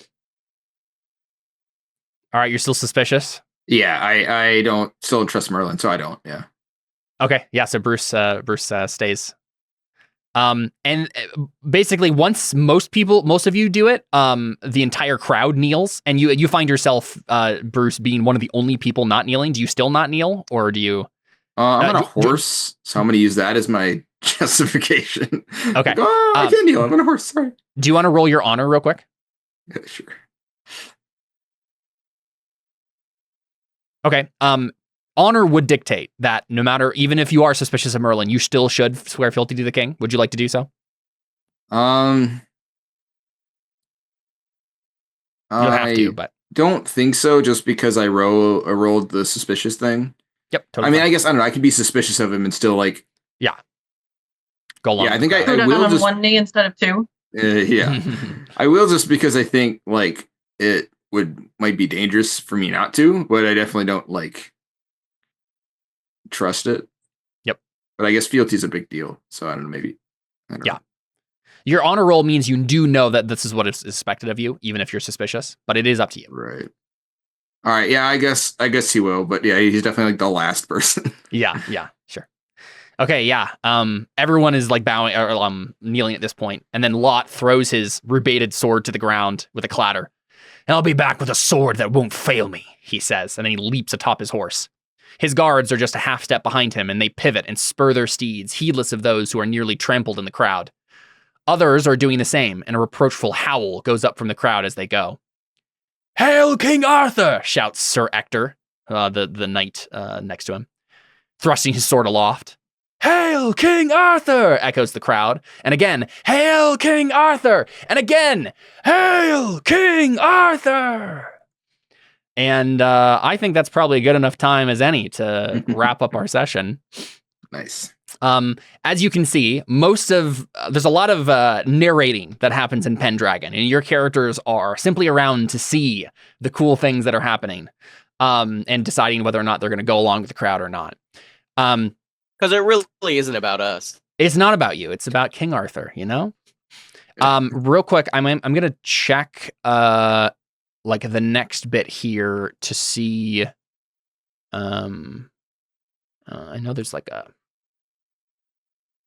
I think there was a note somewhere about like being one of the first people to swear fealty gave you some glory. Maybe not. Mm-hmm. Yeah, I don't see anything. You think I would get some glory for defending Arthur from Lot? Yeah, you definitely should. Go ahead and take. We'll have everyone who swore fealty like almost right away. Go ahead and take 5 glory. Where do we put that? You just add it to your. Actually, no. Don't add it to your total glory. Go at the top of the sheet, very top right. There's session glory on character. Okay. Yeah, you go ahead and add it there, and we'll add that to your total glory at the end of the session, or rather at the end of the year. This is okay. Yeah. And then I would say, Carwin, you can go ahead and take another 10 glory for being the person to stand in the way and take Lot's blow. Okay. Cool. Yeah. So I think we'll go ahead and call it there. Next, there's going to be more happening this year. We won't do a winter phase yet. This is a pretty jam-packed year of things that happen with the Boy King. But we'll go ahead and call it there because we're running out of time. Obviously, there's a lot of tutorial stuff going on here. We're trying to, figuring out the rules and whatnot. But wow, what a dramatic! But hey, now it's very clear that none of you like the lot, guys. Right? Yeah, that's fair. The Knights of Lothian are your enemies forever.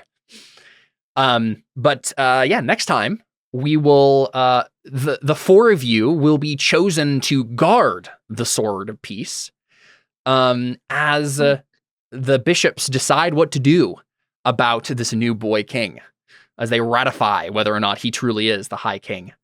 And that's what we'll pick up next time with Pendragon.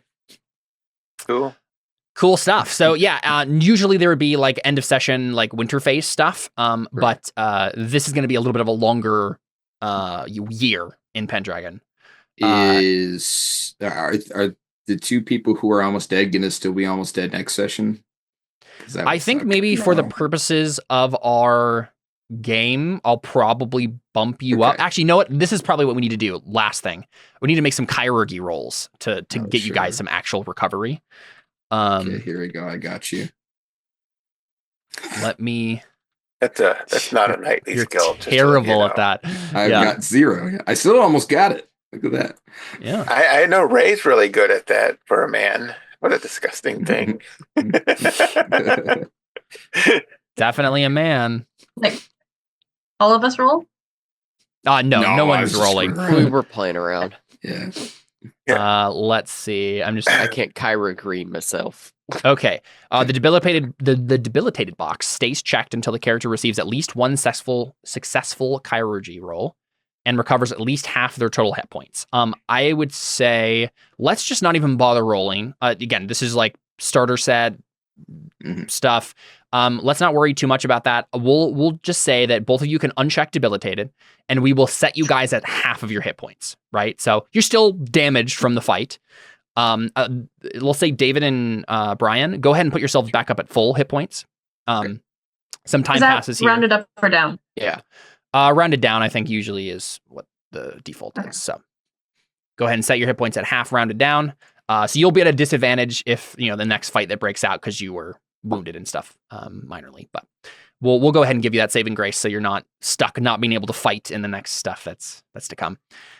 It was hilarious though that Seth flew off his horse.